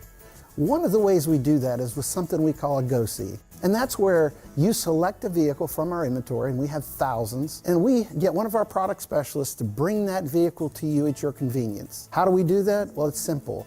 We have a group of employees that are evaluated based on the number of presentations they do. They're glad to do it. So it's just one more way we get off our keister and bring Heister to you. At Planet Fitness, we're declaring it. This is the year of getting stronger. And future stronger you can get started now by saving $28 or more when you join today. You in? We have all the best-in-class equipment you could ever need to keep stepping it up. And free fitness training to help you mix up your routine. Plus, most clubs are open 24 hours. So let's do this. Join Planet Fitness today and save $28 or more. Just $1 down, $15 a month, cancel anytime. Deal ends February 28th. See Home Club for details. Tim Donnelly here for Zero Res. Now, February is the month of love. And we're all guilty of it, right? We wait till something like February happens to love those that maybe we've been neglecting or let them know how much we care. Have you been doing that to your rugs, your floors, piling up with dirt and grime and dander? Well, Zero Res wants to love your rug. Love your rug special right now. 3 rooms of carpet cleaned starting at $109 and $100 off air duct cleaning. Visit ZeroResRaleigh.com or call 919-995-0000. Cooper, up top Proctor. How about a 3? Bang! And just like that, it's a 22-point lead. 61-39 with 16:30 to go, and Proctor's got 20. It's The Drive with Tim Donnelly on 99.9 The Fan. Dennis Cox sitting in for Tim Donnelly this afternoon. Out there on paternity leave is Tim. Don't you worry, folks. Yeah, we'll be back soon. Graham Hill produced the show today. Before we get into the podium, Graham, we must first quickly do our ladder challenge and place our bets.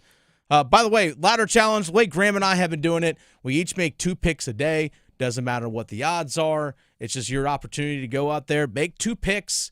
We each put $10 on each bet. Whomever comes out with the most money for that day wins that day. Graham, I made a couple of bets this past weekend. I selected Sweden to win on the money line against Finland. They lost in overtime. But I had USA beating Canada on the money line at -110. So I won that bet. Graham, that was a -110. Graham, did you win any of your bets that you placed on Friday? I did. I went 2 for 2. Oh, look at Graham back on top. And it all started with the Wolfpack getting me a win. Not the NC State Wolfpack, the Nevada Wolfpack. Yes. I took the money line as they were on the road taking on San Jose State. Nevada was able to defeat the Trojans, Spartans, whatever they were, at -205, so that hit 73-58 victory. And then I also took the USA money line against Canada because why not? USA, USA, USA. The good guys won 3-1, so 2 for 2 over the weekend. Okay, so you win the ladder challenge. That's your second win since we started doing this. I think I've won 3 times, so you've closed the gap, Graham. Since you won on Friday, you get to start today. I'm going to stick with the 4 nations face-off. Again, USA, USA, USA taking on Sweden tonight. Give me the USA money line once again at -188. And then also staying with that same game, I'm going to go Brady Tkachuk, anytime goal scorer plus 270 as my 2 bets for tonight. Oh, Brady Tkachuk, anytime goal scorer. Okay, Matthew Tkachuk not playing today. You know what? In order to combat this, I'm actually going to go USA on the puck line. So USA -1.5 at +130. Against Sweden. And I'm actually, you know me, I like to do my hockey picks and stuff as well. So I'm actually going to go with a goal total. So like an alternate goal total. So the over-under on goals. Give me over 5.5 goals scored in this game. That's a -150. So that's where we're going to sit out here today. So it should be a fun one. But you know what? USA Canada is set. Canada beat Finland earlier today, 5-3. Finland made it interesting. They were down 4-0. They made it 4-3 late, but then the Canadians got a goal late to make it 5-3 as the final. But we're going to get US Canada on Thursday. Tonight's game, inconsequential for the United States. You just want to keep doing your thing. Just want to keep doing your thing. It's The Drive with Tim Donnelly on 99.9 The Fan. Speaking of doing their thing, ACC basketball in the state of North Carolina this weekend. Let's go. NC State, Duke, Wake, UNC all got wins this past weekend. But the question is, who sits atop the podium? As we reveal the podium, off the podium we have NC State. We have NC State off the podium this weekend. Again, by the way, NC State off the podium, this all derives from Monday of last week through yesterday. So it's all of last week. NC State off the podium. They went 1-1 this past week, losing 91-66 to Louisville, but then picks up an 8-point win against Boston College. The reason why we're putting NC State off the podium, a blowout loss at home, but of the wins this week for the ACC, they had probably the weakest win. Because again, Boston College was right there at the bottom of the ACC with them. But the team actually got back to playing strong defense on Saturday against Boston College. And Kevin Keats on Wolfpack Sports Network post-game with Matt Chazanow and the crew talked about the team getting back to playing strong defense following the loss to Louisville.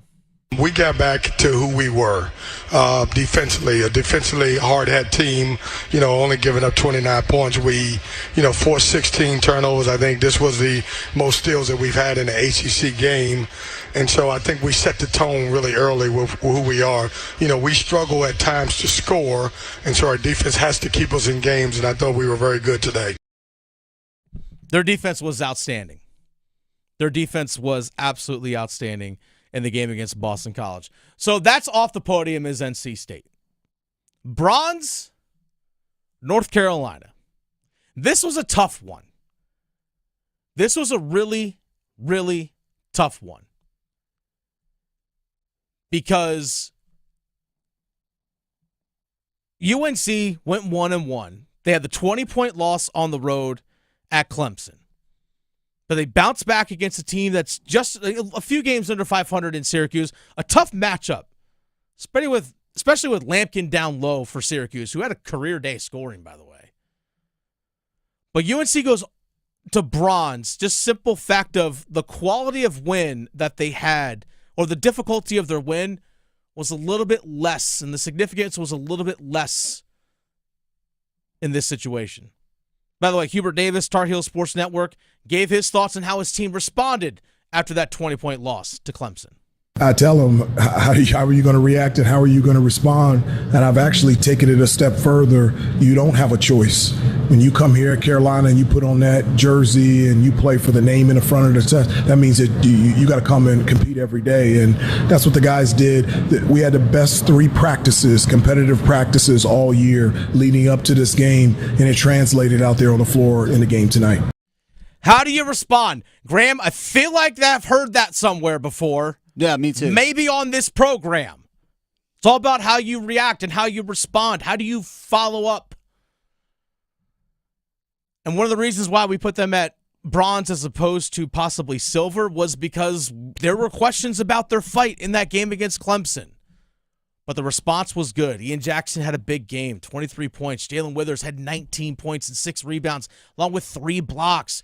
Drake Powell was really good defensively for North Carolina on Saturday. But we have 3 schools that finished 1-1 on the week. It's hard to place teams where they go. So North Carolina, bronze. Our silver medalist, Wake Forest. Now this was difficult.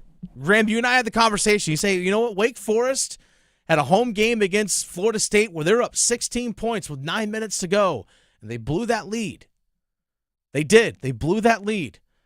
But their win of the 3 teams that went 1-1 between NC State, North Carolina, and Wake, of the teams that went 1-1, their victory was probably the best one. They had to go on the road to SMU, another team that's on the bubble of making the NCAA tournament, and they won by 11 on the road without Cam Hildreth, one of their starting guards. I know Boopy Miller was out for SMU. Well, Wake Forest didn't have one of their leading guys in Cam Hildreth.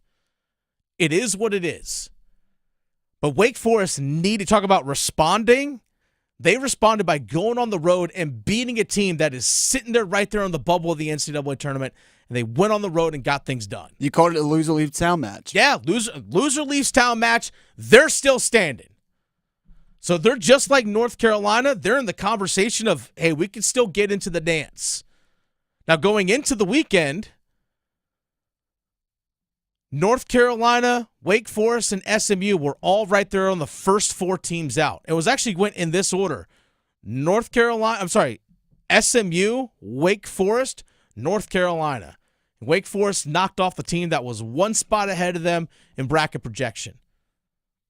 So yes, for the stakes of that game, we're giving Wake Forest the edge and the silver medal. By the way, it was not an easy cut and dry.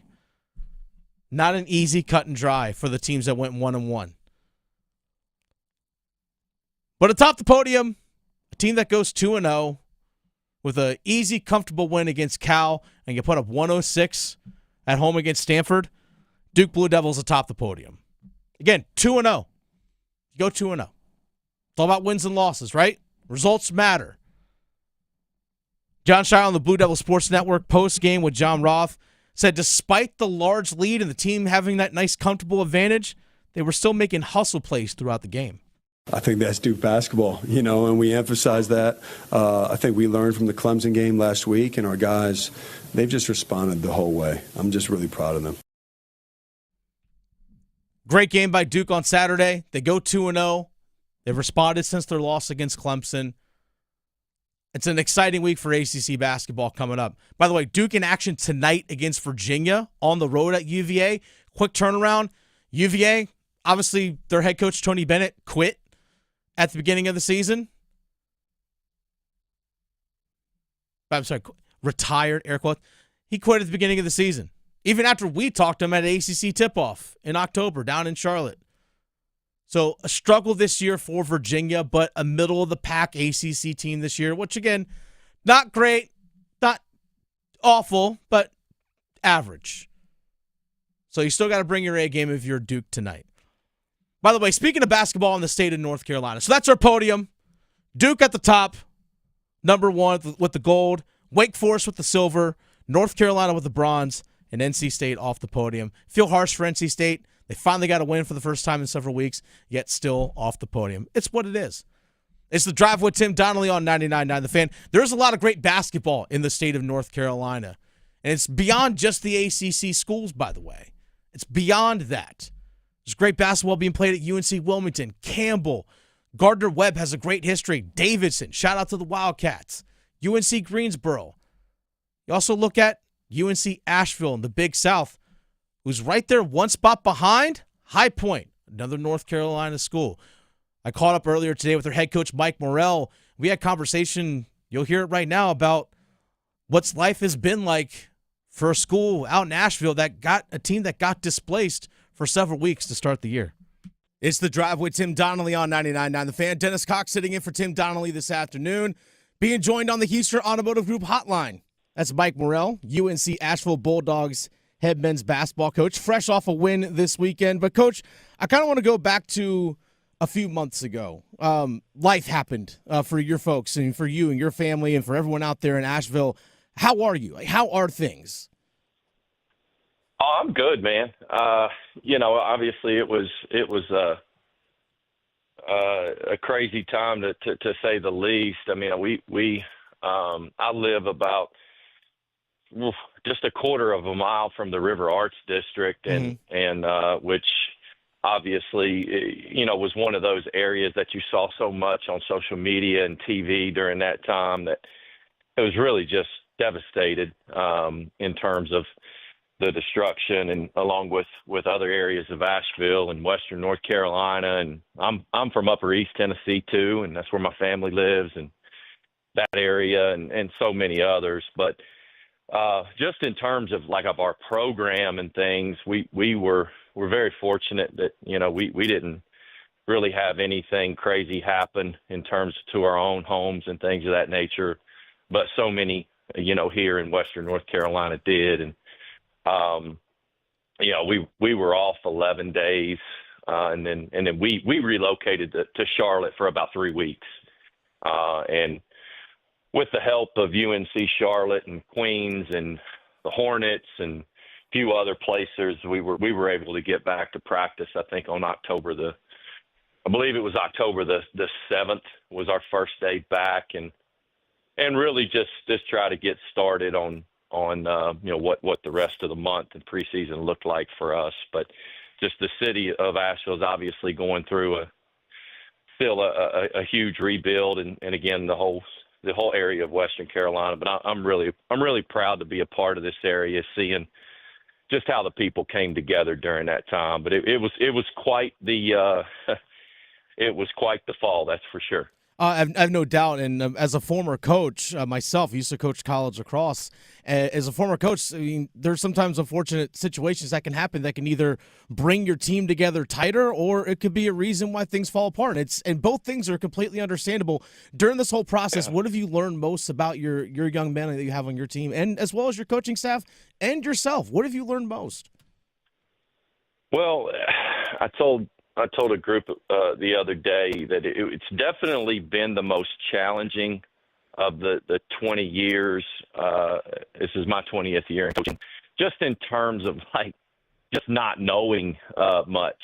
You know, I mean, we, our team, in our first scrimmage, we scrimmaged Furman. I remember I'm like, I have no idea what to expect. But that being said, like you said, there's obviously positives that can come from it. I think we found out we've got a very resilient group. We also lost one of our best players for the season while we were relocated to Charlotte to an injury, and just that, kind of next up mentality, if you will. But, it was a preseason unlike any other. I mean, we didn't have a home game till December the 7th. Wow. We had 7 straight games away from Kimmel Arena, 6 being true road games. And so we had a lot of time together. We had too much time together, if you will. Yeah. But, again, I think there were obviously good things that came from that in terms of getting to spend some time with each other, learning about things who have absolutely nothing to do with basketball, which, I think have helped us once we've got into league play. But honestly, you don't got enough time in it to talk about all the craziness of the fall. I just really proud of again, not only our team, but just our department as a whole, because we weren't the only team that went through this. And sure. Far from victims, but definitely an extreme inconvenience. Mike Morrell, head men's basketball coach, UNC Ashville, joining us here on the Heaster Automotive Group hotline. Let's actually get to the basketball itself. 19-7 on the season, just coming off of a big 3-point win at home against Charleston Southern, and you're second place right now in the Big South, sitting right there behind High Point. In the state of North Carolina, we have seen a lot of great basketball. And a lot of people, when we think great basketball in the state of North Carolina, they go right to the ACC schools. But I like to tell people, hey, this is the hoop state for a reason. How competitive is it, just from a recruiting standpoint, and obviously competing? You have High Point in your conference, Big South, that you are chasing in the conference. You guys played Wilmington at Wilmington earlier this season. We know what Coach Siddle's doing out there with the Seahawks. There's a lot of great basketball in this state. From your standpoint, when you go into whether it's conference play or even competing on the road against a Gardner-Webb, how competitive is it in game, night in and night out? Extreme. I'll give you, a stat that might even blow your mind. Our top 6 players are all from the state of North Carolina. Yeah. Our entire starting 5, and then Cam Taylor. That's our top 6 in terms of production, and they're all from the state of North Carolina. 4 of them came here as transfers from other 4-year schools, and then 1 came through junior college and 1 came through high school. It's obviously, as you said, the hoop state for a reason. I'm biased towards our program. In terms of winning, we've taken a back seat to nobody. I think we've won 68 games now, and in the last 3 years, and obviously hoping to build on that.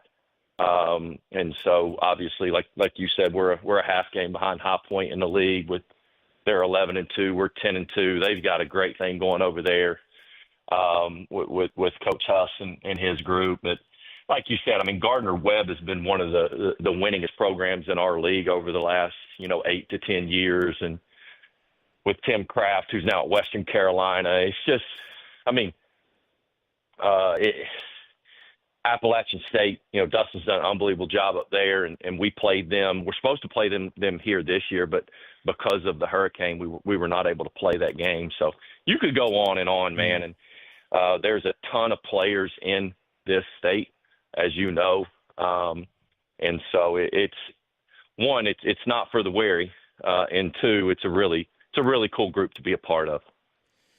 Speaking of the recruiting aspect of things, you mentioned some guys coming in transfer portals, some guys coming in via 4-year junior colleges and so on and so forth, or I should say 2-year junior colleges and straight out of high school.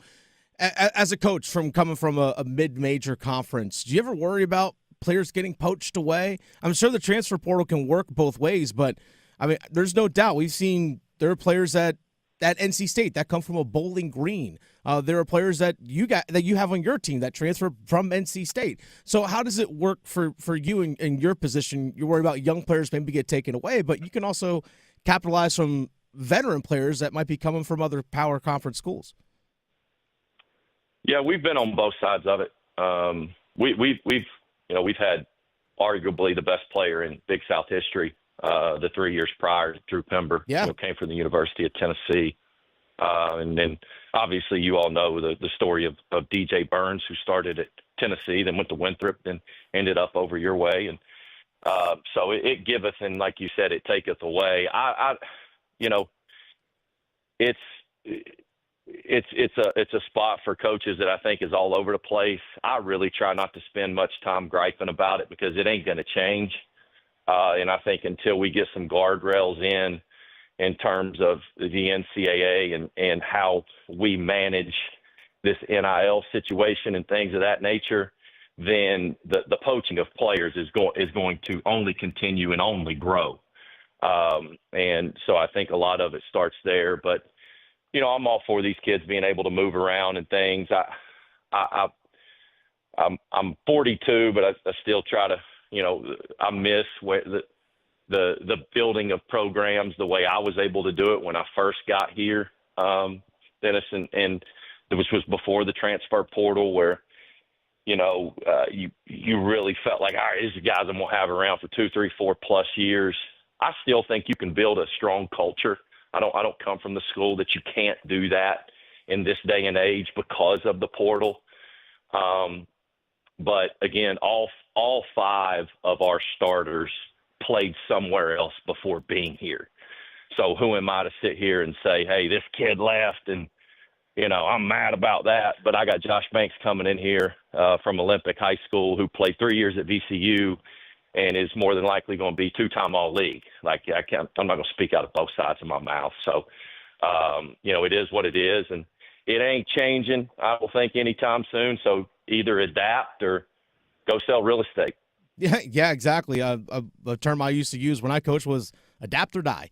That's really what it is when it comes to coaching nowadays, for sure. You got your team again at 19-7, 10-2 overall in the Big South.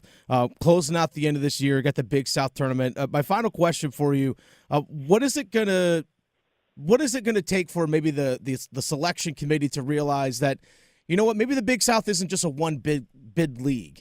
I know net rankings and all that kind of stuff play a factor into it, but it's not your fault that great programs won't face you because they're afraid to get beat by you guys. So you can only boost your net ranking so much. To me, I think that's a testament to the program that you've built.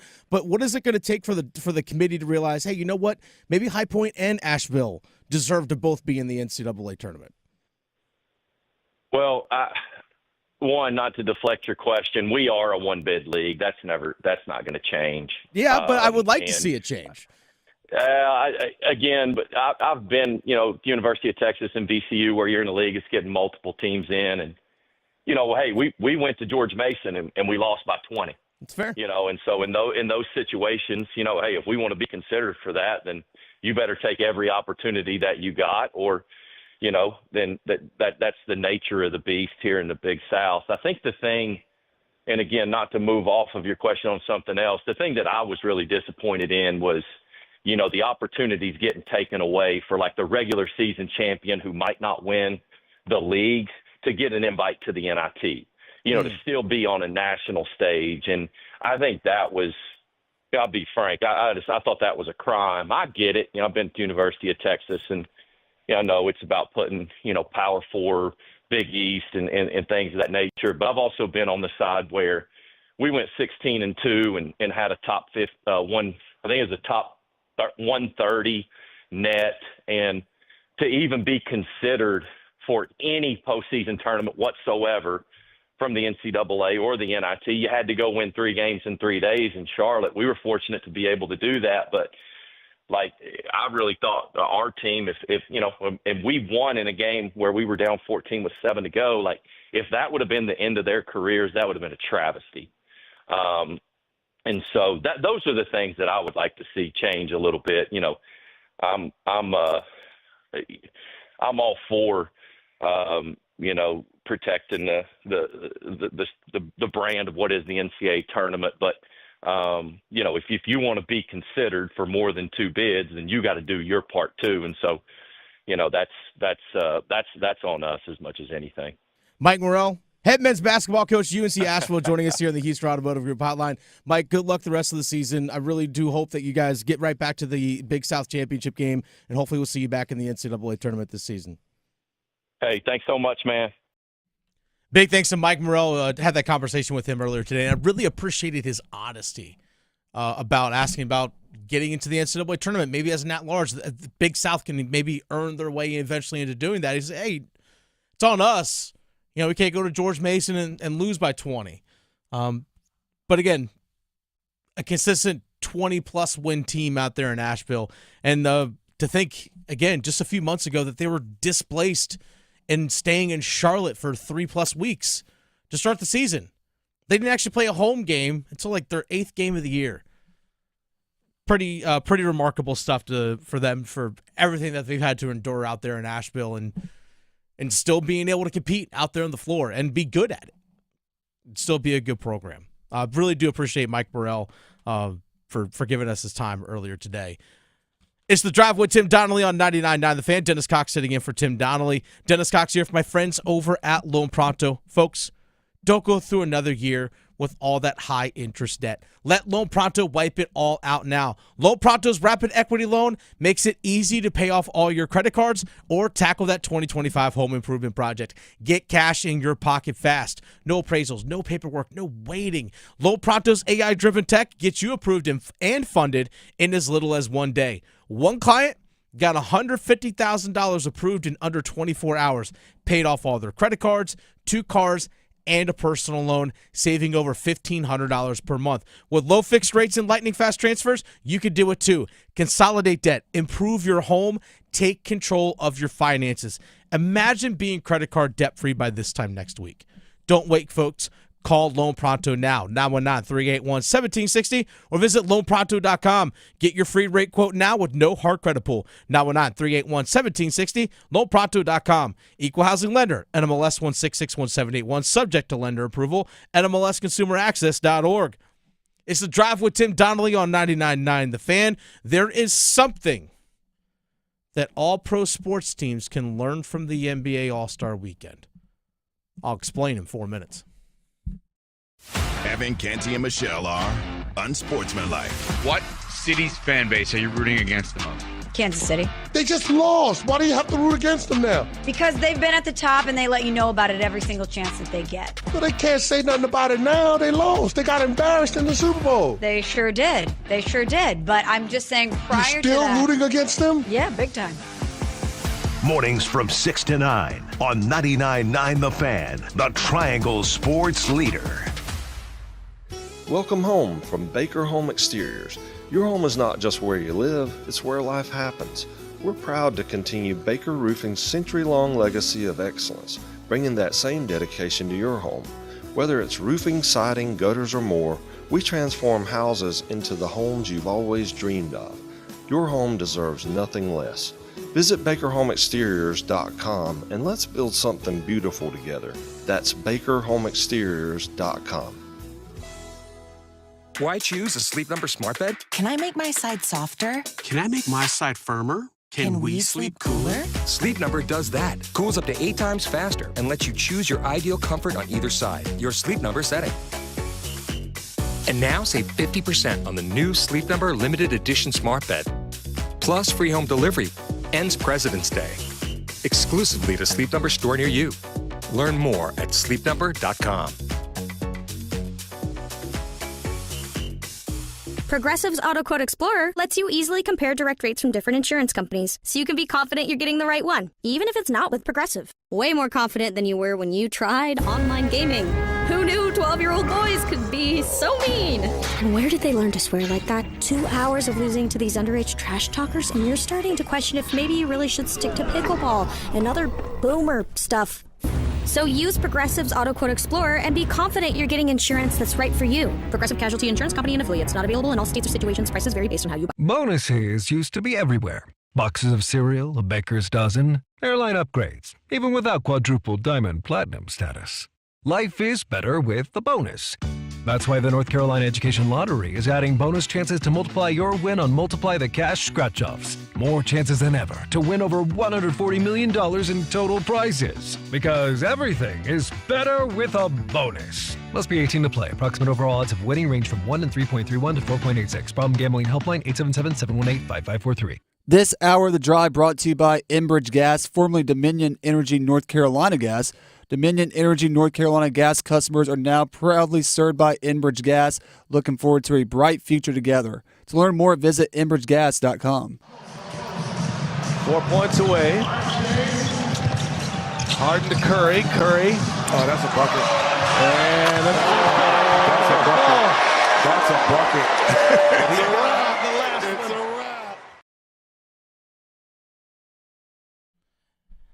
I remember when the NBA All-Star Weekend used to be must-see television. It used to be must-see television. Dunk contest, you would get the top guys. Gosh, it was 25 years ago when we had the Vince Carter dunk contest. That's all I got to say. For people that know, you say Vince Carter dunk contest, I can guarantee you a lot of people right now are like, doing the whole thing with their hands in front of the body, it's over. It's over. It's over. It used to be must watch. It used to mean more. But we got whatever that was this weekend, which was it's whatever that was this weekend. And this is something I want to say that other leagues can learn about their All-Star weekends from the NBA. What did the NBA not do this weekend? Actually make it about basketball. There was so much other stuff going on outside of actual basketball that it took away from what your game actually is. You actually took time away from your actual sport. That's a major problem. When you take the product that I'm seeing on television is not what your game is. It's not actually basketball in some way, shape, or form. You know what the NHL did? NHL and the NHL Players Association, the NHL players have always wanted to be able to compete internationally in the Olympics. And they haven't been able to do so since 2014. The NHL owner said, you know what? We're not going to allow that to happen anymore because we don't want our players getting hurt in these tournaments and so on and so forth. So as a result, NHL players have not played in international competition, at least Olympics, since 2014.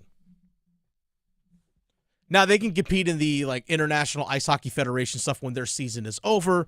We saw Martin Necas, former Carolina Hurricane, go play for the Czech national team, and they won the World Championships this past summer after the Canes season was done. But generally, you're not getting the top stars because there's still the Stanley Cup is still taking on. You're getting players from other countries that might be playing in the KHL or in the Finnish leagues or Swedish leagues. So it's not true best on best. But the NHL and its players said, we need to make sure that we are creating a product that gets people interested in talking, that really brings in our best players. Sure, they have the All-Star Weekend. They have their version of the skills competition. They've been playing these kind of 3-on-3 games, because they don't want players, getting hurt. And it's fun to watch, but it's kind of like, all right. But now they decided, hey, let's put together this Four Nations Cup. Best on best. And we got what we've been getting. Awesome games with the best players in the league. High stakes. Teams playing at playoff intensity. Could you imagine if you had the NBA's 24 best players, 12 guys on each roster, and you did truly best on best with playoff intensity? That's what the NHL has been giving you. Hence why I said, what can other teams learn from what the NBA is? The product they put on television last night was, all right, the score of this game's 11-1. Let's stop playing so we can have Kevin Hart, who was in Durham this past weekend. Let's have Kevin Hart talk to the inside of the NBA guys, and let's do this sketch comedy bit. It's like, what is this? Let's also do the broadcast over the PA system as well. Yeah. Stop that stuff. Like, it was not great. It was not great. The fact that they stopped the game so Kevin Hart can do this tribute thing with the inside the NBA crew with Ernie Johnson and Kenny Smith and Charles Barkley and Shaquille O'Neal. Like, it's like, oh, man, the inside the NBA, oh, you guys had such a great run. Inside the NBA with those four guys isn't going away next season just because TNT no longer has NBA basketball. Their show is going to be licensed out to ESPN. So you're still going to get inside the NBA. It's just going to be on a different channel. It's like, what are we doing? It felt like, and I think this is part of the problem, it felt like they were trying to do a bunch of bits that they knew they can chop up on social media so we get social media engagement. That's what it felt like. Let's do these bits that we know that, hey, if we chop this up into 60, not even like 30-second bits or 60-second stuff that we can put on TikTok, or we can make a YouTube short out of it. And then they can get engagement that way when overall your product isn't good. Your product, basketball, still needs to be number one. Keep the main thing the main thing. And that's something the NBA didn't do. And that's the lesson other teams need to, or other leagues need to take away. Keep the main thing the main thing.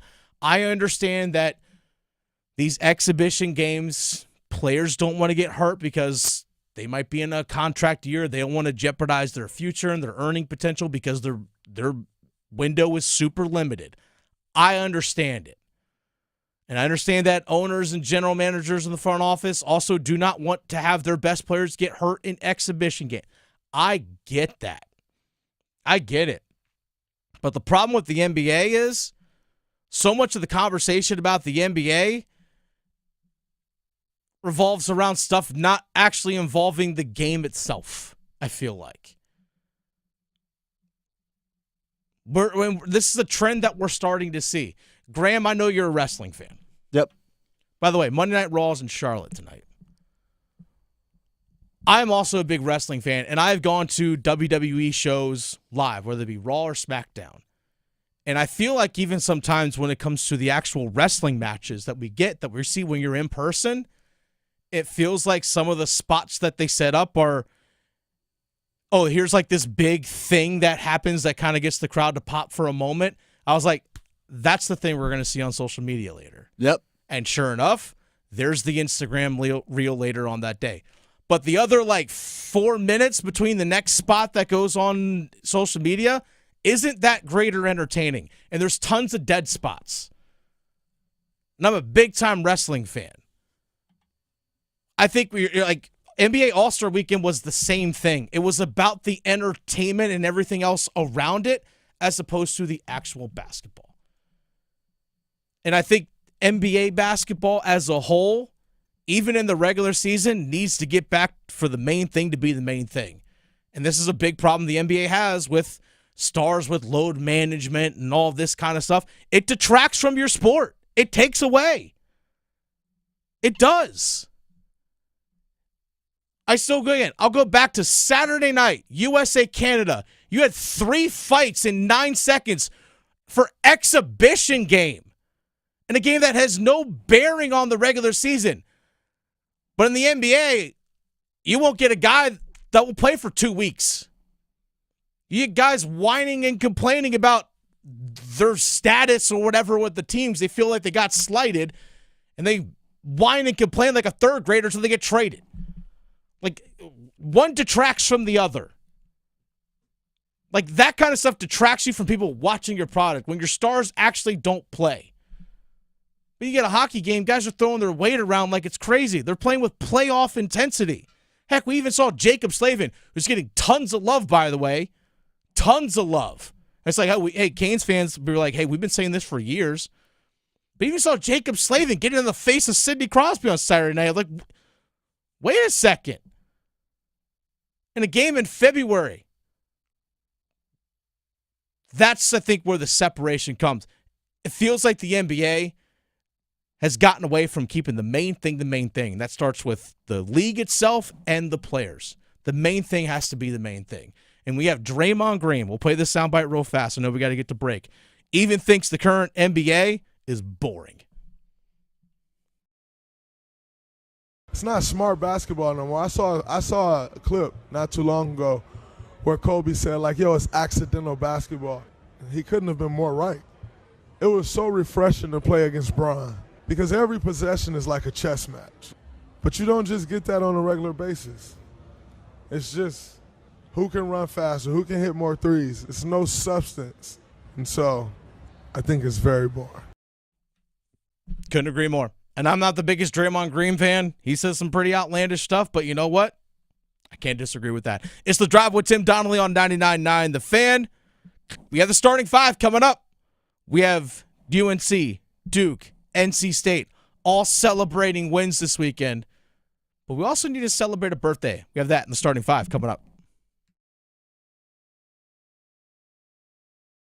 Hey, it's Tim Donnelly here for Bailey's Fine Jewelry. And if you haven't been to Bailey's Fine Jewelry's Village District location in Raleigh and gone to their Omega Boutique, you need to make it a priority. These watches are not just something to keep time on your wrist, although they do that with unbelievable precision. They're also conversation pieces. They're also statement pieces. When you walk into a room with an Omega Speedmaster or a Seamaster or a Prestige or a DeVille on your wrist, people notice in a good way. The Speedmaster has been worn on the moon, so you know it comes with a certain gravitas. A Seamaster is worn by your favorite movie spy in darn near all of the recent blockbusters, and you know what I'm talking about when it comes to extra suave movie spies. They make a statement, they tell a story, and they make you feel like $1 million. It's all at the Omega Boutique, Village District location in Raleigh, of Bailey's Fine Jewelry. Move your sports day forward. They felt that they couldn't get there with Marty Natchez and Jack Drury. That's what a trade is. It wasn't going to work with those two guys. But perhaps with Mikko Rantanen and Taylor Hall, it does work. And maybe that window just got a little bit bigger. Time will tell. Time will tell. That is the biggest elephant in the room. This is a new era of Carolina Hurricanes hockey. Get set up. Join Next Up with Paul Ihander. Mornings at 9 on 99.9 The Fan, the Triangle Sports Leader. Dear McDonald's, your breakfast menu? Fire. 10s across the board. I could be happy with anything, even though I order the same thing every time. Thanks for not judging me. I'll try something new next time. Maybe. Get your faves for less. Buy a sausage McMuffin with egg for $2.50. Add any size Sprite for $1.49. Price of participation may vary. Cannot be combined with any other offer or combo meal. Ba-da-ba-ba-ba. I'm Kareem Abdul-Jabbar. I learned about atrial fibrillation the hard way. My symptoms would come and go. Shortness of breath, fatigue. I kept going. Then I got so lightheaded, I couldn't. My doctor said I have AFib, so I'm about 5 times more likely to have a stroke. Other symptoms, irregular heartbeat, heart racing, chest pain can come and go, but the risk of stroke stays. If you have symptoms, tell a doctor. Visit notimetowait.com. Sponsored by Bristol-Myers Squibb and Pfizer. It's time for the Coastal Scholar Athlete of the Month. Hello, Creighton Blackwell here from Coastal Credit Union and 99.9 The Fan. Tonight we are at Green Level High School, and we're here to celebrate the newest Scholar Athlete of the Month, Lexi Taylor. My family is definitely like my biggest support through everything. My sister and my parents both support me through my hardest days and my best days, and they're always there to support me. Lexi's a phenomenal athlete, comfortable with whatever you ask her to do. She's strong, she's poised, she doesn't get flustered easily. And she's just like grown up so much as like a captain and a teammate, and she's been a captain now for 2 years, and I really just think she's been like such a great help to our team. Well, I've been cheering with her since 7th grade and we're seniors now, so I've kind of like watched Lexi like grow up, I feel like, and she's like done the same with me. So I've like seen her like step into a leadership role, and I feel like she's just always always super encouraging and keeps a positive attitude. It means a lot to me to just be able to be recognized in such like a wide area with so many amazing athletes. So I just feel great to feel like someone's seeing all the hard work that I've been putting into my sport and my academics. So I'm very grateful for it. Congratulations, Lexi. For over 20 years, 99.9 The Fan and Coastal Credit Union have been recognizing scholar athletes at Triangle area schools. If you'd like to nominate a high school athlete, text AWARD to 919-860-5326. That's AWARD to 919-860-5326. This hour of the Triangle Sports Leader is powered by Ritchie Law Firm, injury lawyers. Ritchie Law is on top of it. Go to ritchielaw.com. That's ritchielaw.com. WCMC HD1 Holly Springs. Take us with you on the radio, Instagram, TikTok, Alexa, and YouTube. 99.9 The Fan, the Triangle Sports Leader. I'm WRL meteorologist Amy Wilmoth. Quiet weather today, but chilly with temperatures mainly in the upper 40s. It's quiet again as we head into Tuesday, but it's a weather alert day for Wednesday and Thursday. A winter storm is headed this way. We'll have big impacts through the day on Wednesday, with likely still some impacts as we head into Thursday and Friday in the form of some slick roads and power outages. Weather update brought to you by Newcomb & Company, where your comfort is their business. Visit newcombandcompany.com. 5 o'clock check of your money. Dow Jones closes the day down 165 points at 44,546. Market update brought to you by Habitat for Humanity of Wake County. Habitat for Humanity restores have a huge selection of high-quality building materials at a fraction of regular retail costs. Come shop and save on your next project. Find locations at trianglerestores.com. This hour of the drive is brought to you by Lufthansa RDU Airport Authority. Lufthansa is excited to take off from Raleigh Durham International Airport, connecting you to destinations like Germany, Italy, India, and beyond. Say yes to incredible journeys. Book today at Lufthansa.com. It's 5 o'clock. Time to serve up the biggest sports stories of the day. Here comes your starting five. It's the drive with Tim Donnelly on 99.9 The Fan. Dennis Cox sitting in for Tim Donnelly this afternoon. Let's get right into the starting five, starting with number 5. Count them. 1, 2, 3, 4, 5. Jordan to the circle, puts the shot in the air. Good! The game's over, and the Bulls have won. Jordan beat him at the buzzer with a jump shot in the circle, and Chicago has knocked off the Cavs 101 to 100. So that's a very iconic Michael Jordan moment. Pulls up at around the free throw line, hits the shot over Elo. I think it was correctly, it was 1989. Big time win. Because the question was, okay, can Michael Jordan hit a big shot? Yes, he can. Happy birthday, Michael Jordan. Happy birthday to Michael Jordan. Turned 62 today. February 17th, 1963. Feel old yet? Michael Jordan, 62. You feel old yet? Do you think he can still play? Oh, yeah. Maybe he should have played in the All-Star game last night. I mean, he'll get you 7. It's amazing. It's amazing to think when you look back at the icon that he has become with Jordan brand, Jordan sneakers. I have a ton of shoes. Graham, you know this. I'm wearing Nike Airships, Jordan Airship shoes right now. Jordan Airship sneakers. The Airship was the first shoe that he wore in the NBA while Nike was still finishing and putting together the Jordan 1. So this is the one before the 1. I'm wearing those. And Jordan has become more known, I feel like, especially with a younger audience, a younger crowd, people that didn't see him play, is known for the brand, Jordan brand, and the shoes. Like, oh man, these new Jordan 11s that come out every holiday season, there's a new pair of Jordan 11s that come out. They're re-releasing the Jordan 12 flu games. Remember we had the flu game, which turned out actually really to be a stomach bug or food poisoning, whatever it was. The flu games, the shoes that he wore, Nike's re-releasing that. Oh, it's the Jordan flu games, those 12s. They just released a couple of the original pair, like the Black Toe Jordan 1s. Yes, I got a pair. But my point is he's more known for the brand now, not the basketball player. At least in certain age ranges. Me, I know him as the basketball player. I had one poster of an NBA player growing up. It was Michael Jordan. One. So that's what I remember him as. But he has grown so much now that Michael Jordan is known as much, if not more, for the brand, the shoes and everything that go with it, than he was the basketball player. Again, with certain demographics. People like me, I'm still in my 30s. I know Michael Jordan as the player and as with the brand. But happy birthday, Michael Jordan. Happy birthday. All right, that is number 5. Let's get to number 4. 1, 2, 3, 4, all together. McAvoy put one on net. Now we're 9 seconds in. We had a fight 2 seconds in, another one 1 second later.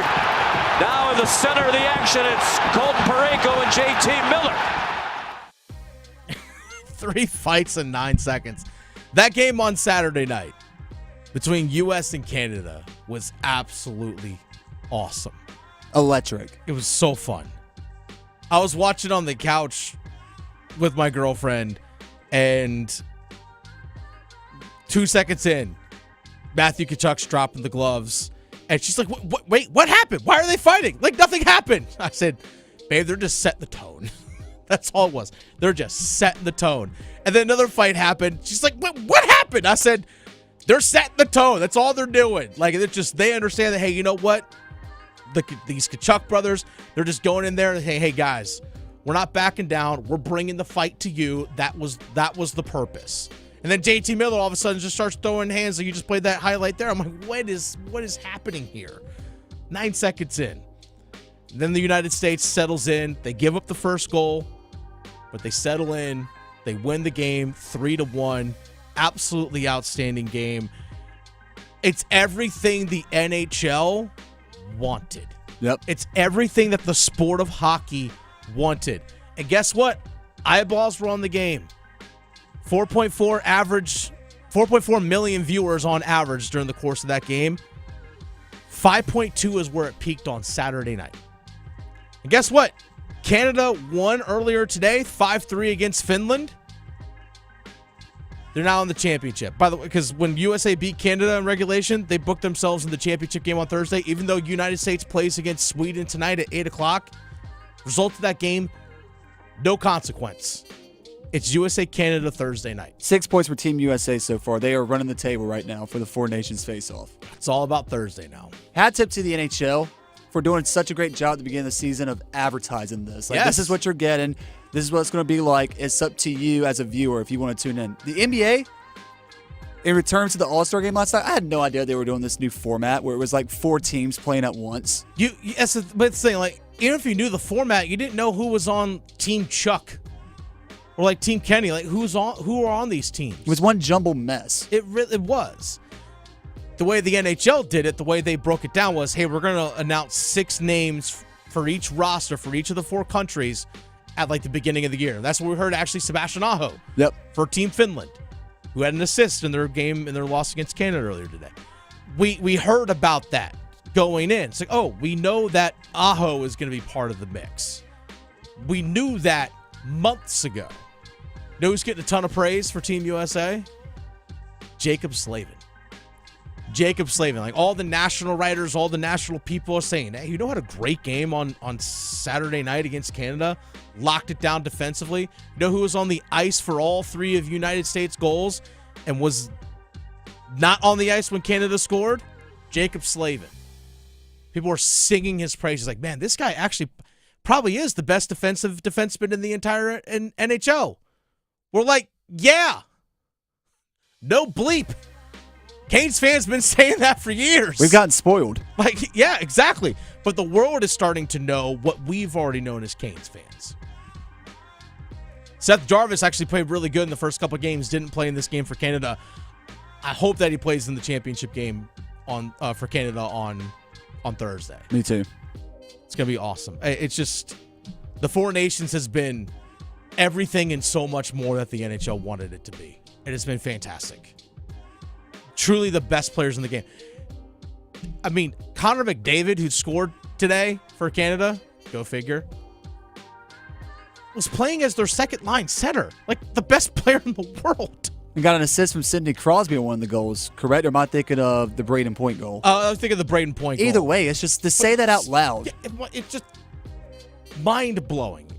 It's a damn cheat code, these games, but it's so fun. You can't let up on any shift because the other team's quote-unquote fourth line is most teams, like the high-end teams in the NHL is like their second or first line.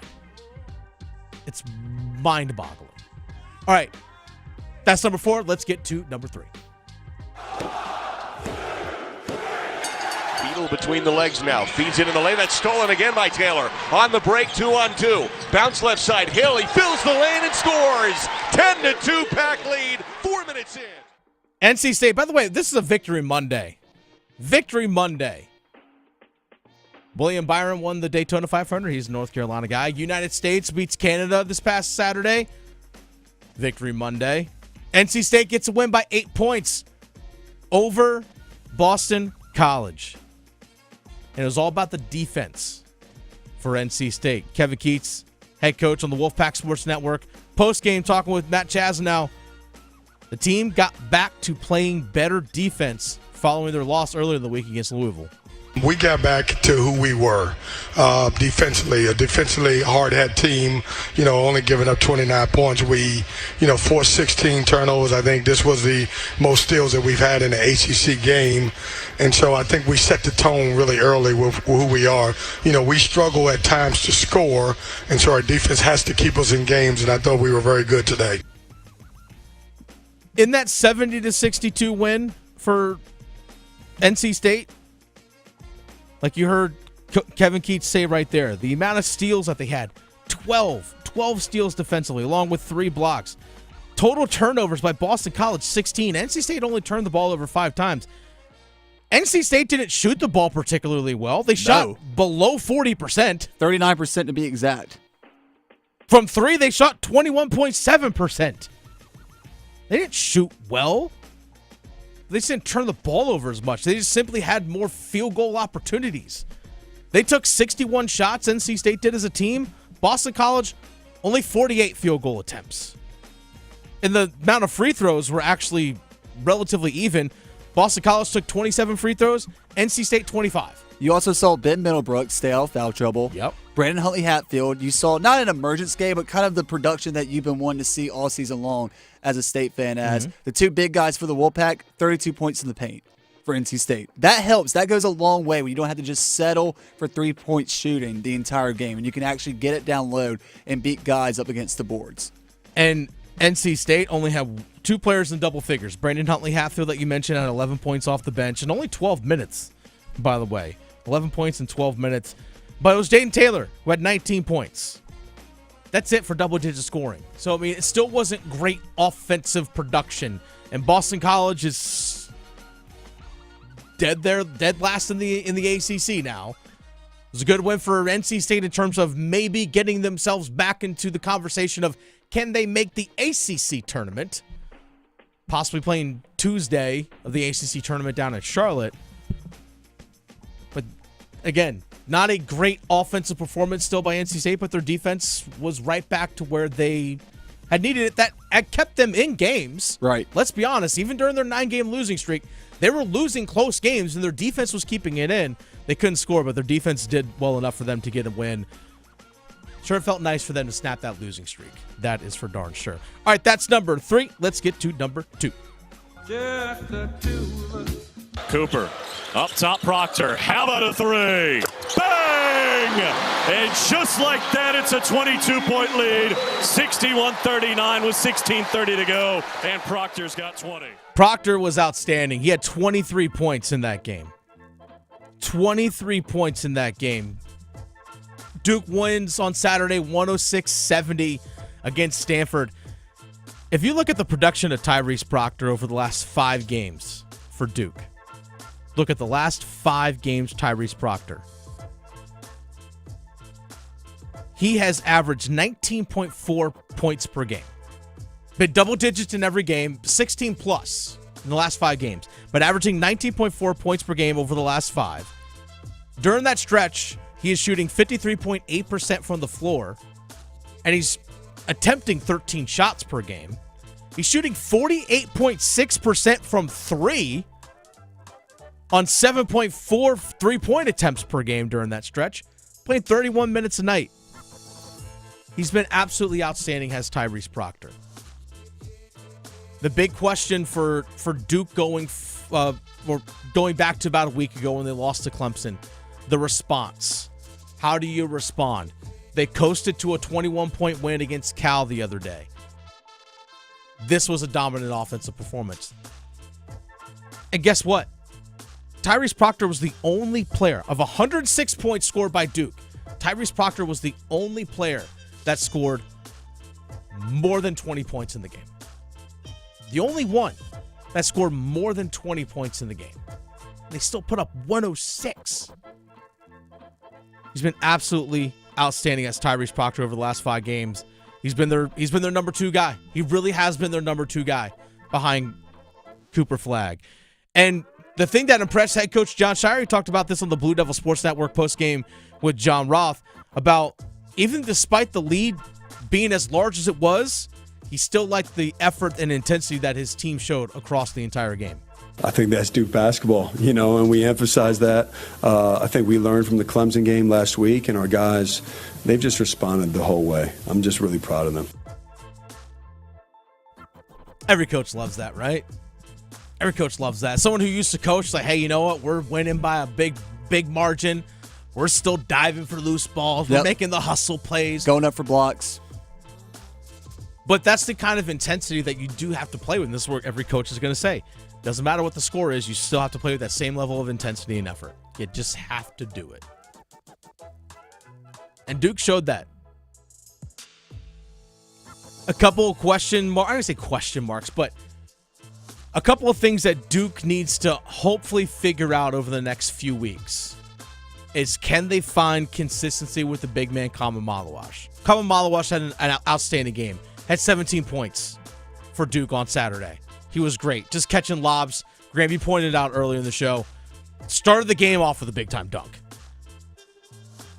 He's gone double-digit points in back-to-back games. In the game against Cal, he scored 10. Again, as I mentioned a moment ago, 17 against Stanford. But in the previous 6 games before that, single-digit points, including a game against Wake Forest where he played 18 minutes, 0 points. Didn't even have a field goal attempt in that game. Not even an attempt of a putback or a layup or even a catch on a lob, whatever it might be. Didn't even have that in that game. Can they get consistent production from Kama Malawash? Not saying it's got to be 17 points every night. I mean, for Duke, I'm sure would love that. But can you be 12? Can you be 12? One thing that I want to point out and actually give you credit for mentioning, as somebody who was at the game this past Saturday, you talked about how late game execution isn't just about close game situations. It's about when you still have a good margin of a lead and you're not just going through the motions. I thought it was very eye-opening with about 6 minutes left. Jon Scheyer could have easily put in, as Paul Eihander, my host for Next Up, likes to say, Spencer Hubbard, the human victory cigar. Yeah. And just let the bench go out there to finish it out. But no, he still had a good amount of role players in there, including Caleb Foster, who came off the bench and was still able to provide 10 points. That's good for a guy like Caleb Foster to get his confidence back and have the trust of Jon Scheyer to still go out there and get the green light in a late game situation and still add to the stat sheet. 10 points in 6 minutes for Caleb Foster. As like the 9th guy, a guy who was a starter last year for much of the season for Jon Scheyer and Duke. How was the atmosphere, real quick? How was the atmosphere in Cameron? The atmosphere was good, as you would expect. Saturday afternoon, 4 o'clock tip-off. The Malawatch dunk to get it started was obviously what got the crowd on their feet. The one thing that stood out to me on the defensive side, because that's what I was trying to hone in on, because Jon Scheyer said after the Cal win, he didn't like how there were so many easy zone entries, or Cal got so many good open looks, they just didn't fall in. And it just felt like Duke on the defensive side made more of a point of emphasis to guard down low more than they did up top. And I don't know if that was shown on television. It just felt like they did not let Stanford do a good job of getting to the paint and just get easy layups. They really forced Stanford to take outside shots and really be specific with their selection. Well, you said that was a point of emphasis by John Shire. That's a great thing that you pointed out there, Graham, because that's what John Shire wants. Hey, let's not give easy paint touches to these opposing teams. It's a great observation. Really appreciate that. That's number 2. Let's get to number 1. Carolina will have to set up in the half court. Ooh, nice dribble and kick out by Cadeau. Extra pass goes left corner to Ian Jackson. He'll step back for 3. Count it. Number 1, North Carolina, 88-82 win on the road at Syracuse. This was the response game to the loss against Clemson earlier last week. It was actually a week ago, where they lost by 20 in a game where there were questions about the team's fight. And that, not just from us that's not us manufacturing that thing. It was a legit question that was asked, and there's a hesitation response by Hubert Davis. You even have players questioning fight and buy-in post-game. So you hear players saying it post-game, probably means something. But Hubert Davis shared his thought. This is on the Tar Heel Sports Network with Jones Angel and the crew. His thoughts, how his team responded after the loss to Clemson. I tell them, how are you going to react and how are you going to respond? And I've actually taken it a step further. You don't have a choice. When you come here at Carolina and you put on that jersey and you play for the name in the front of the test, that means that you got to come and compete every day. And that's what the guys did. We had the best 3 practices, competitive practices all year leading up to this game, and it translated out there on the floor in the game tonight. How do you respond? Graham, that sounds oddly familiar. That's something we preached that all this whole last week. Yes, we have. Hey, how do you respond to that? Oh, you lost. You took a thumping. There are questions about your team's competitiveness and fight. Not just from us, but even from your own team. How do you respond? Same thing happens after a win. Okay, you got a big win. That was my big thing about the Clemson game. That was big red flag for me. You beat Pitt on Saturday, about 9-10 days ago. You beat Pitt by 1 at home. Great. 2 days later, you got to go on the road, play against a tough team. How do you respond? And they have the stinker at Clemson. Okay, well, can you get back on the right track? And they did. 88-82 win for North Carolina. They stay in the conversation, and this is the most important thing. They stay in the conversation of can they make the NCAA tournament. They're still in the conversation. SMU lost to Wake Forest, which helps North Carolina because SMU was ahead of them barely in terms of like the next 4 out in terms of of NCAA tournament predictions.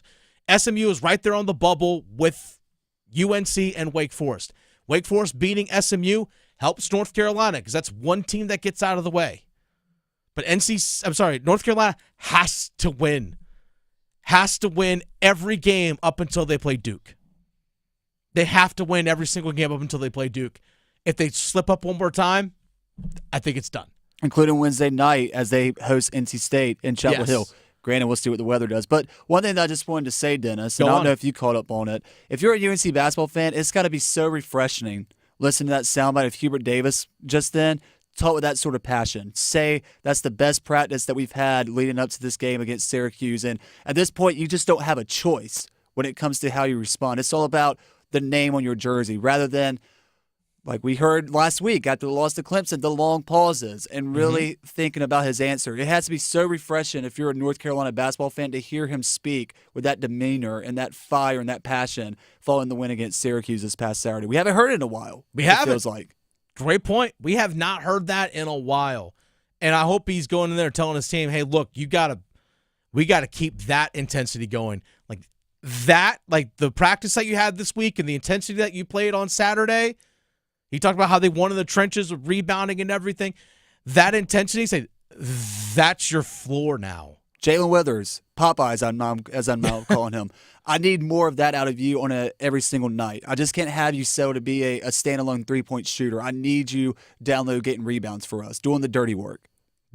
Name that we haven't mentioned yet, Ian Jackson. Ian Jackson, real quick. Ian Jackson for UNC, absolutely big game. He needs to be that number 2 scorer. This team, North Carolina, needs Ian Jackson. He had 23 points in the game, was absolutely outstanding, led all scorers. By the way, he has scored double-digit points in 15 games this season. Ian Jackson has. He has scored double-digit points in 15 games this season. In those 15 games that he scored double-digit points, UNC is 10-5. In the 10 games he has scored single digits, he missed one game this year. In the 10 games he has scored single digits, UNC is 4-6. That can't make that up. That's just facts, folks. This team needs Ian Jackson to be a consistent scorer every single night, game in and game out. It's The Drive with Tim Donnelly on 99.9 The Fan. Dennis Cox here with my friends over at Law Tigers. Folks, it's back, and it's better than ever. Who wants to win a custom motorcycle? Simple as that. Think about that. You have an opportunity right now to enter for a chance to win a custom motorcycle because the Law Tigers, Tobacco Road Harley-Davidson, and Shiny Side Paint and your Carolina Hurricanes have all teamed up once again to give one lucky fan a custom Caniacs motorcycle. Simple to enter, folks. Go to caniacsbike.com. Just go there right now. Go to caniacsbike.com. You'll see pictures of the bike. It's gorgeous. It really is. It's custom-built motorcycle right here in Raleigh at Tobacco Road Harley-Davidson. Custom painted by Shiny Side Paint. Canes colors and decals and logos, white wall tires. It's a custom build. It is truly one-of-one bike. It is a one-of-one. And you can enter to win. Go to caniacsbike.com for your chance to enter. By the way, deadline to enter is April 6th. The bike's going to be given away on the ice at the last home game of the year. On the ice. Bike's going to be given away. Last home game of the year. Could be you standing out there on the ice, winning that motorcycle. Go to caniacsbike.com. Law Tigers is a network of independent law firms who are members of the American Association of Motorcycle Injury Lawyers. Law Tigers is not a law firm. It's The Drive with Tim Donnelly on 99.9 The Fan. We need some numbers game contestants here, Graham. On the line, call 919-860-5FAN, 919-860-5326 for your chance to compete in the numbers game and win a $25 gift card to Hardee's. Brought to you by Hardee's. Indulge in our new menu of maple flavor goodness with sweet maple biscuits served all day long and breakfast now served till noon. $25 gift card to Hardee's is on the line. Numbers game, 919-860-5FAN, 919-860-5326. $25 gift card to Hardee's on the line. If you win the numbers game, to win the numbers game, you got to play the numbers game. 919-860-5326. Numbers game coming up. Listen for the Did He Just Do That? Johnson trying to step back for a three. Bring it up. Left side. Boy, that was cold-blooded. The deep looks from downtown. Damask from the right block. Gives to Hawkins. Straight on. Triple. Good. They left him open, and he makes him pay. The Get That Out of Here's. Bonner to the basket. Rejected by Renew, who saw that one coming. Your exclusive home for the Final Four. 99.9 The Fan. The Triangle Sports leader. Breaking news coming in from Bet365, where every nail-biting overtime win, breakaway, pick six, three-point shot, underdog win, buzzer beater, shootout, walk-off, and absolutely every play in between is amazing. From football to basketball and hockey to baseball, whatever the moment, it's never ordinary at Bet365. Gambling problem? Call 1-877-718-5543 or visit morethanagame.nc.gov. 21 plus only. Progressive knows finding your new home was a dream come true. You wanted a walk-up with central air and a skylight, and you found it. Now, every Friday night, you get to fall asleep to the sound of your downstairs neighbors' dance parties. Progressive can't save you from your noisy neighbors, but we can save you money when you bundle your home and auto with us. Get a quote at Progressive.com. Progressive Casualty Insurance Company, affiliates, and other insurers not available in all states. Why choose a Sleep Number smart bed? Can I make my side softer? Can I make my side firmer? Can we sleep cooler? Sleep Number does that. Cools up to 8 times faster and lets you choose your ideal comfort on either side. Your Sleep Number setting. And now save 50% on the new Sleep Number limited edition smart bed. Plus free home delivery. Ends President's Day. Exclusively to Sleep Number store near you. Learn more at sleepnumber.com. Tim Donnelly here for Zero Res. Now, February is the month of love, and we're all guilty of it, right? We wait till something like February happens to love those that maybe we've been neglecting or let them know how much we care. Have you been doing that to your rugs, your floors, piling up with dirt and grime and dander? Well, Zero Res wants to love your rug. Love your rug special right now. 3 rooms of carpet cleaned starting at $109 and $100 off air duct cleaning. Visit ZeroResRaleigh.com or call 919-995-0000. It's bow time. A leg and thigh dinner from Bojangles for just $5.99? Leg and thigh dinner from Bojangles for just $5.99? So crispy. So crispy. And juicy. And juicy. So much flavor. So much. Stop it. What are you doing? What, you expect me to get this delicious deal and not say anything? You're unbelievable. You're unbelievable. With a boldly seasoned leg and thigh, choice of fixin', a biscuit, and legendary iced tea, it's a deal so good it's worth repeating. So eat and repeat while it lasts. It's bow time. It's bow time. Dine in, drive through, or tap your favorite delivery app and have Bojangles come to you. Satisfy your craving for flavor right now with Bojangles 2-piece dinner. 2 pieces of Bojangles dark meat chicken, your choice of fixin', a biscuit, and iced tea for just $5.99. That's right, just $5.99 for limited time at participating Bojangles. What are you waiting for? When you're hungry, it's always bow time.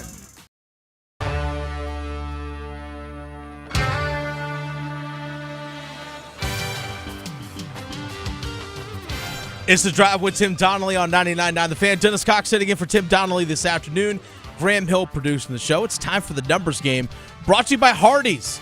Indulge in their new menu of maple flavor goodness with sweet maple biscuits served all day long. And breakfast, now served till noon. At stake today, we have a $25 gift card to Hardee's. We have 2 contestants on the line. We have Dylan and Clayton, and we have Tom and Clayton. And we need to determine, Graham, who goes first.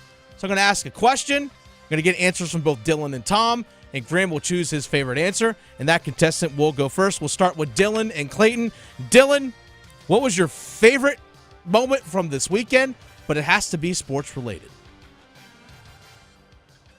Oh, first 9 seconds, 3 fights. Go USA. Graham, need he say more? I mean, it's hard to argue with that one, but let's see what Tom and Clayton has to say. Tom and Clayton, what was your highlight from the sports weekend? But again, well, Dylan stole mine. Because that's what I was gonna. That's what I was gonna say. Since that one's off the board, I'm gonna go with the Daytona 500. William Byron getting his second one in a row. It's just awesome to see. I know a lot of people were pretty stoked about that win by William Byron. Second back-to-back Daytona 500s for the Charlotte, North Carolina guy. Young guy, too. He's only, 27? Yeah. He's something like that. He's a young guy. If he's even that old. 1 year older than me, at least. Wow, Graham, look at you flexing over here. What am I doing wrong? All right. All right, Graham, what is your answer? You going with Dylan and Clayton or Tom and Clayton as your selection here for this first question? Dylan, obviously I love our great country of the United States of America, but Tom, I got to go to the state of North Carolina since we love the state of North Carolina here on The Drive with Tim Donnelly. Dylan Byron, Daytona 500 winner. Let's go with Tom and Clayton to go first. All right, so Tom and Clayton, you will go first. Dylan, stay on the line. Don't you worry. You will have your shot here at the numbers game.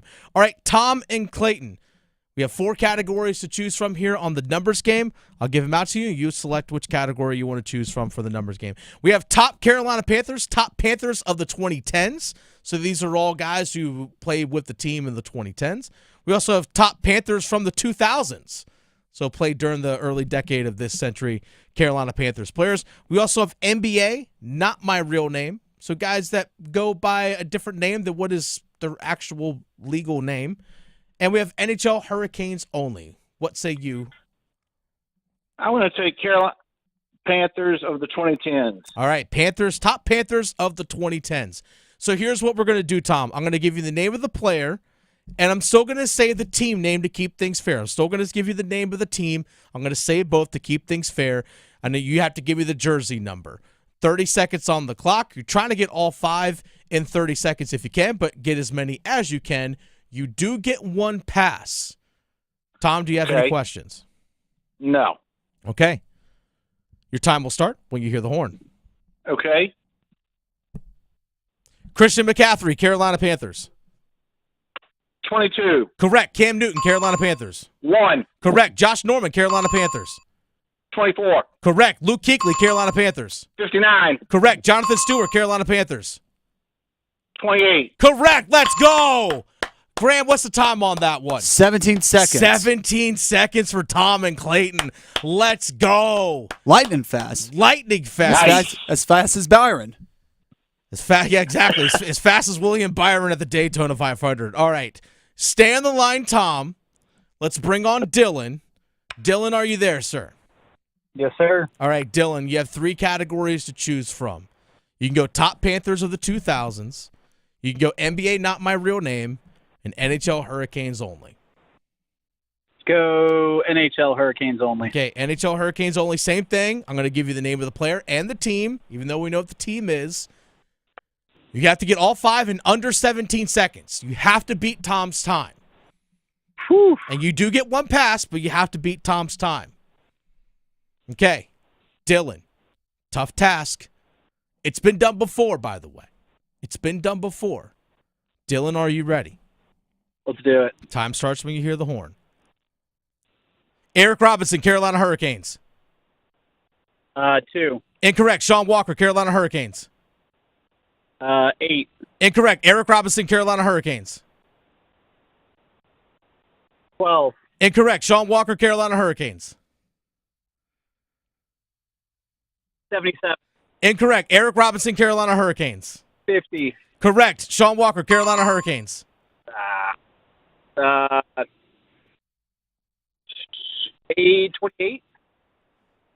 Incorrect. The correct answer for Sean Walker is 26. You eventually got Eric Robinson with 50, but Sean Walker wears number 26.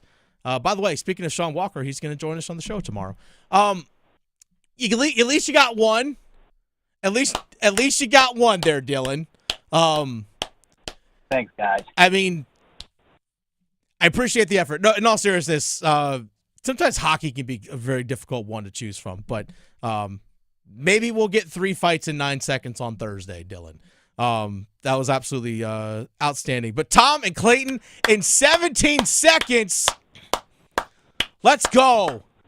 Tom, congratulations, sir. Thank you. All right, Tom, I know you wanted to give the 3 fights in 9 seconds for USA-Canada. USA is going to play Canada on Thursday, 4 Nations championship game.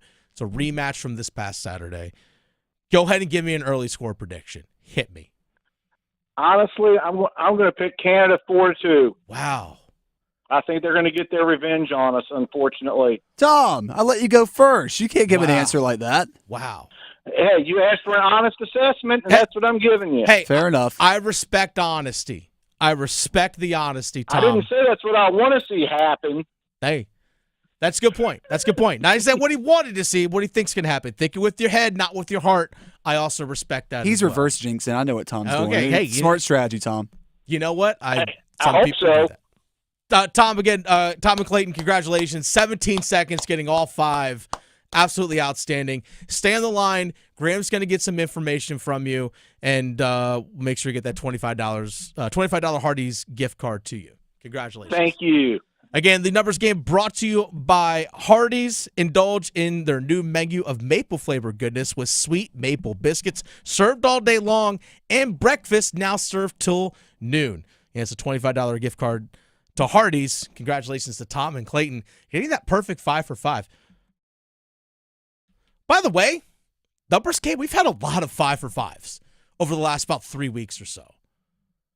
I remember there was a stretch where we had 3 people over 2 days of 4 contestants. 3 of them got 5 for 5. Absolutely outstanding. Love the work. Love the work. 17 seconds for Tom. He flew through that. Did not miss a beat.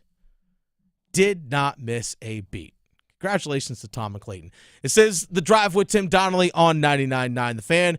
Dennis Cox sitting in for Tim Donnelly this afternoon. By the way, coming up in about 20 minutes, Wolfpack Weekly with head coach Kevin Keats, NC State men's basketball coach. That's going to be coming up right at 6 o'clock here on 99.9 The Fan. So make sure you stay locked in if you're an NC State fan to hear from head coach Kevin Keats. We'll be talking about the win against Boston College this past weekend. But in 2 days, folks, NC State's at North Carolina.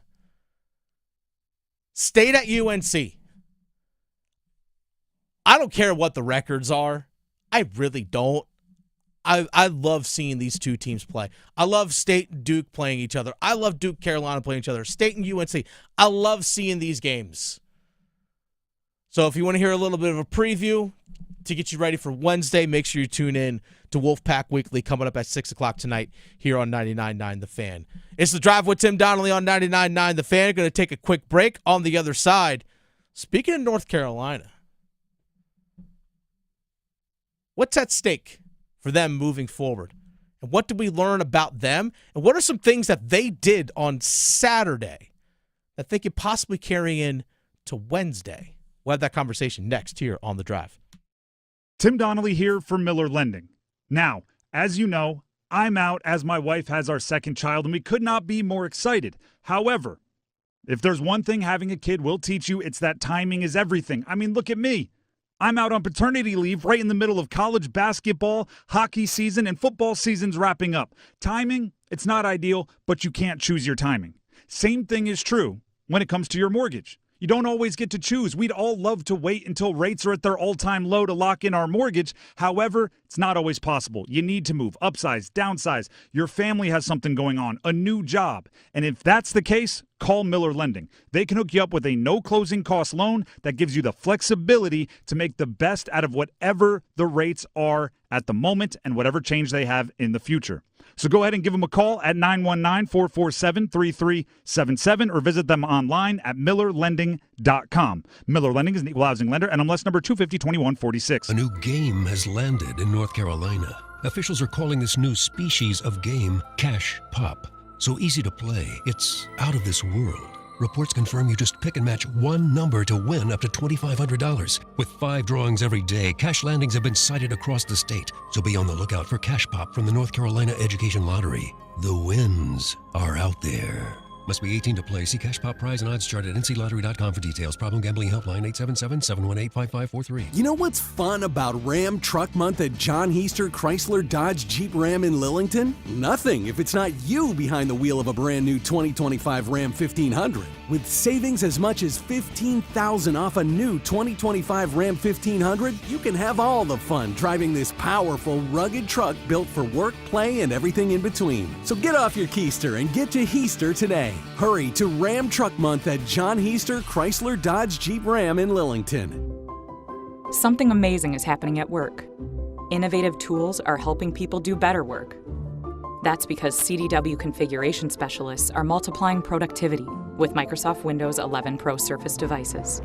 Built-in security, flexibility, and simplified management streamline tasks so your team can get more done. Microsoft and CDW make amazing happen. Learn more at cdw.com/surface. Taxes was taxing. Now taxes is relaxing when you file for free. I can file for free? TurboTax Free Edition. Roughly 37% of filers qualify. Simple Form 1040 returns only. See if you qualify at turbotax.com/free. I can file for free. Now this is taxes. File for free with TurboTax Free Edition and get your maximum refund. No schedules except for earned income tax credit, child tax credit, and student loan interest. See if you qualify at turbotax.com/free. Dear McDonald's, your breakfast menu? Fire. 10s across the board. I could be happy with anything, even though I ordered the same thing every time. Thanks for not judging me. I'll try something new next time. Maybe. Get your faves for less. Buy a sausage McMuffin with egg for $2.50. Add any size Sprite for $1.49. Price of participation may vary. Cannot be combined with any other offer or combo meal. Ba-da-ba-ba-ba. At Planet Fitness, we're declaring it.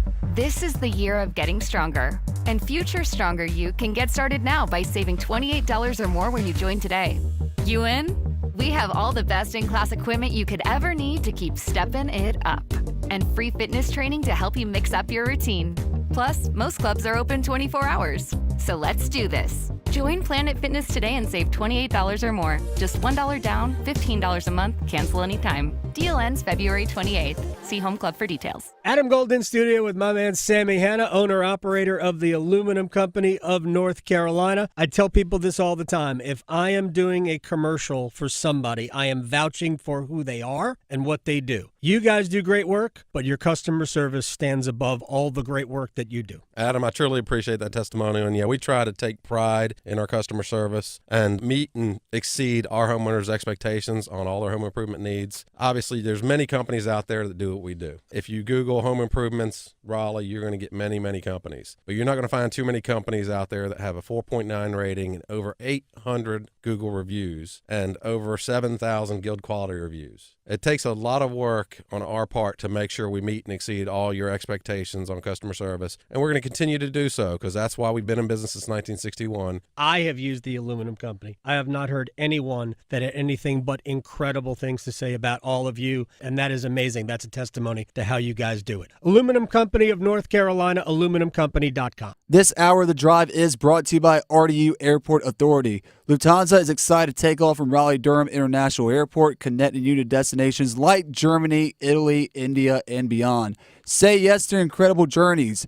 Book today at Lufthansa.com. Kicks it to R.J. Davis on the left. He'll penetrate to a trailing Washington for three. Jalen Washington, his second three-pointer of the year. You know things are going right when that happens, right? That's Jones Angel, Tar Heel Radio Network, with the call of their game on Saturday against Syracuse, that 88-82 win. And there's some different things that we saw from North Carolina that we haven't seen much in recent games. Which, by the way, Dennis Cox sitting in for Tim Donnelly this afternoon. Graham Hill producing the show. Three things stood out to me from UNC's win on Saturday, which I think we might see more of moving forward. Three things. One, North Carolina played big, air quotes big, but North Carolina played big. Two, this team needs Ian Jackson. UNC needs Ian Jackson. And three, it's amazing what they could do with the press. Let's start off with the first one. UNC played a bigger lineup on Saturday. Of the 8 guys that played, you know who played the least amount of minutes, only played 18? Elliot Cadeau. Elliot Cadeau, their starting point guard. Now, I understand there were some foul trouble times and things like that, but UNC elected to go with the bigger lineup. We saw R.J. Davis handling the ball more as the point guard. Oftentimes we saw, again, Davis at the point, Ian Jackson as the 2-guard, shooting guard, Drake Powell, the other freshman, as the small forward playing the 3, Jalen Withers as the 4, because he does have the ability to stretch the floor. We'll talk about Withers in a second. And the highlight you heard of Jalen Washington, who hit a 3-pointer, either him or Van Allen Lubin as the 5. That's a bigger lineup than we have seen with the 4 guards that North Carolina has been deploying for quite a while now. When you have those guys on the floor, you go from 5 to 1, from big to small. You have Washington, if he's in there, he's about 6'10", 6'11". Van Allen Lubin, that's 6'9". Jalen Withers is a 4', 6'9". Drake Powell, 6'6". Ian Jackson, 6'4". And then R.J. Davis, about 6', 6'1". That's a pretty comparable college basketball roster to other teams that you see. There's been obviously a ton of questions about North Carolina's size or lack thereof.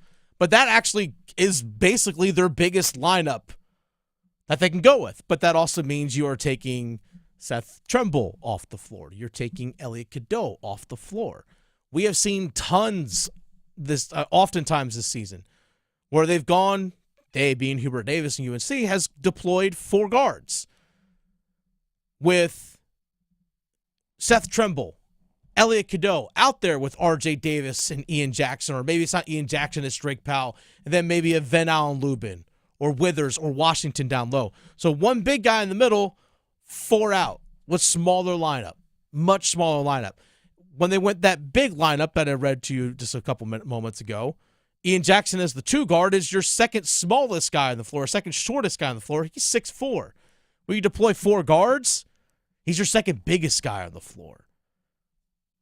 There's 2 ways, and there are ways that Hubert Davis can make it work. But should UNC scrap that 4-guard lineup? RJ Davis might say it is. For the past, couple of games and weeks, we've been having Seth at 4. That's kind of, a hard task to ask Seth to play 1 through 4, right? So just to have Witt as another extra body with his height, his versatility, and athleticism would be huge for us. So we're going to need more of that from him. I think today was just a starter point. Yeah. He basically said, yes, I think it's time we start going with a bigger, I guess lack of a better term, more traditional lineup. Now, Jalen Withers was great. He had 19 points, season high, 6 rebounds, 3 blocks.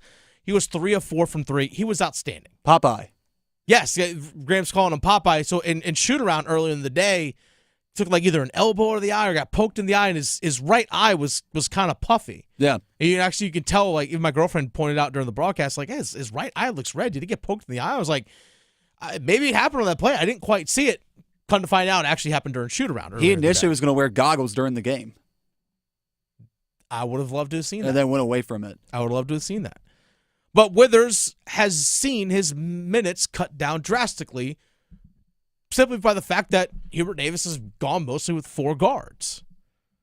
So his minutes has been cut down for a big stretch of time, but he did come back into the starting lineup against Clemson last week, and again, had one of his best games, probably his best game this season, and he did it on both ends of the floor. Are you expecting him to go 3 of 4 every night from 3? No. But that doesn't mean he's not capable as a shooter from the outside. For example, he's shooting 42.1% from 3 this season. Again, not a lot of attempts, but he's still making it at that clip. If you go back actually to the 2022-2023 season, the final year that he played at Louisville before transferring to UNC, he shot 41.7% from behind the three-point line, attempting 3 three-point attempts per game that season. So roughly if he shoots 3, he's going to make 1. There might be a game where he makes 2, but that's what he's doing. He's not incapable, and that's good secondary scoring. It's going to be tough to ask him to be 19 points every night. I think it's very difficult to ask somebody who's in his 5th year of college, coming into the final month and change of his collegiate basketball career, to be something that he hasn't been. Now, if you're North Carolina, if he's going to score 19 points, you're going to take it. You're going to take it. But I wouldn't expect that from him every night. But can he be a nice complement scoring, nice secondary scoring, complementary scoring? That's the term I was looking for. Can he be that for North Carolina? Maybe it's 10, 11, 12 points a night. Grabbing 6 rebounds. Again, he had 3 blocks. Like, his defense, I thought, was great. Which leads me to my second thing. Speaking of scoring, we all know what RJ Davis can be, but Ian Jackson needs to be that number 2 scorer for North Carolina. I gave the stat earlier. I'll say it again. 15 games this season that Ian Jackson has scored double-digit points. UNC is 10-5 in those 10 games. I'm sorry, in those 15 games. 10-5 when Ian Jackson scores double-digit points. He's been in single-digit points in 10 games this season. UNC's 4-6. This team needs Ian Jackson to be what he was. He was fantastic. 23 points. Led all of North Carolina in scoring. And the final thing is, we saw North Carolina use a 1-2-1-1 press quite often, especially when they went with the 4-guard lineup. Hey, we're kind of smaller. It's a little bit more difficult for us to defend in the half court. Well, let's press. Let's cause turnovers. Let's cause a little chaos. Steal a little term from the Carolina Hurricanes. Especially after they made free throws, pressed. And we saw Syracuse at times get flustered. You're going to give up an easy one every once in a while. But if you're giving more than what if you're getting more than what you're giving up, if you have a net positive, then it's worth it. If you're speeding up the other team and taking them out of their rhythm of what they like to do. I'm curious to see if Hubert Davis is going to start deploying that on Wednesday even more. Is that what he's going to do down the stretch of this season? This team cannot afford a loss between now and the end of the season when they play Duke. If they lose one more game between now and Duke, I don't think they make the NCAA tournament, even if you beat Duke at the end of the year. It's The Drive with Tim Donnelly on 99.9 The Fan. Check us out on YouTube, 99.9 The Fan's YouTube page. Make sure you check it out. Big thanks to Grant for producing. Coming up here in 4 minutes, Wolfpack Weekly with head coach Kevin Keatts. Evan, Canty, and Michelle are unsportsmanlike.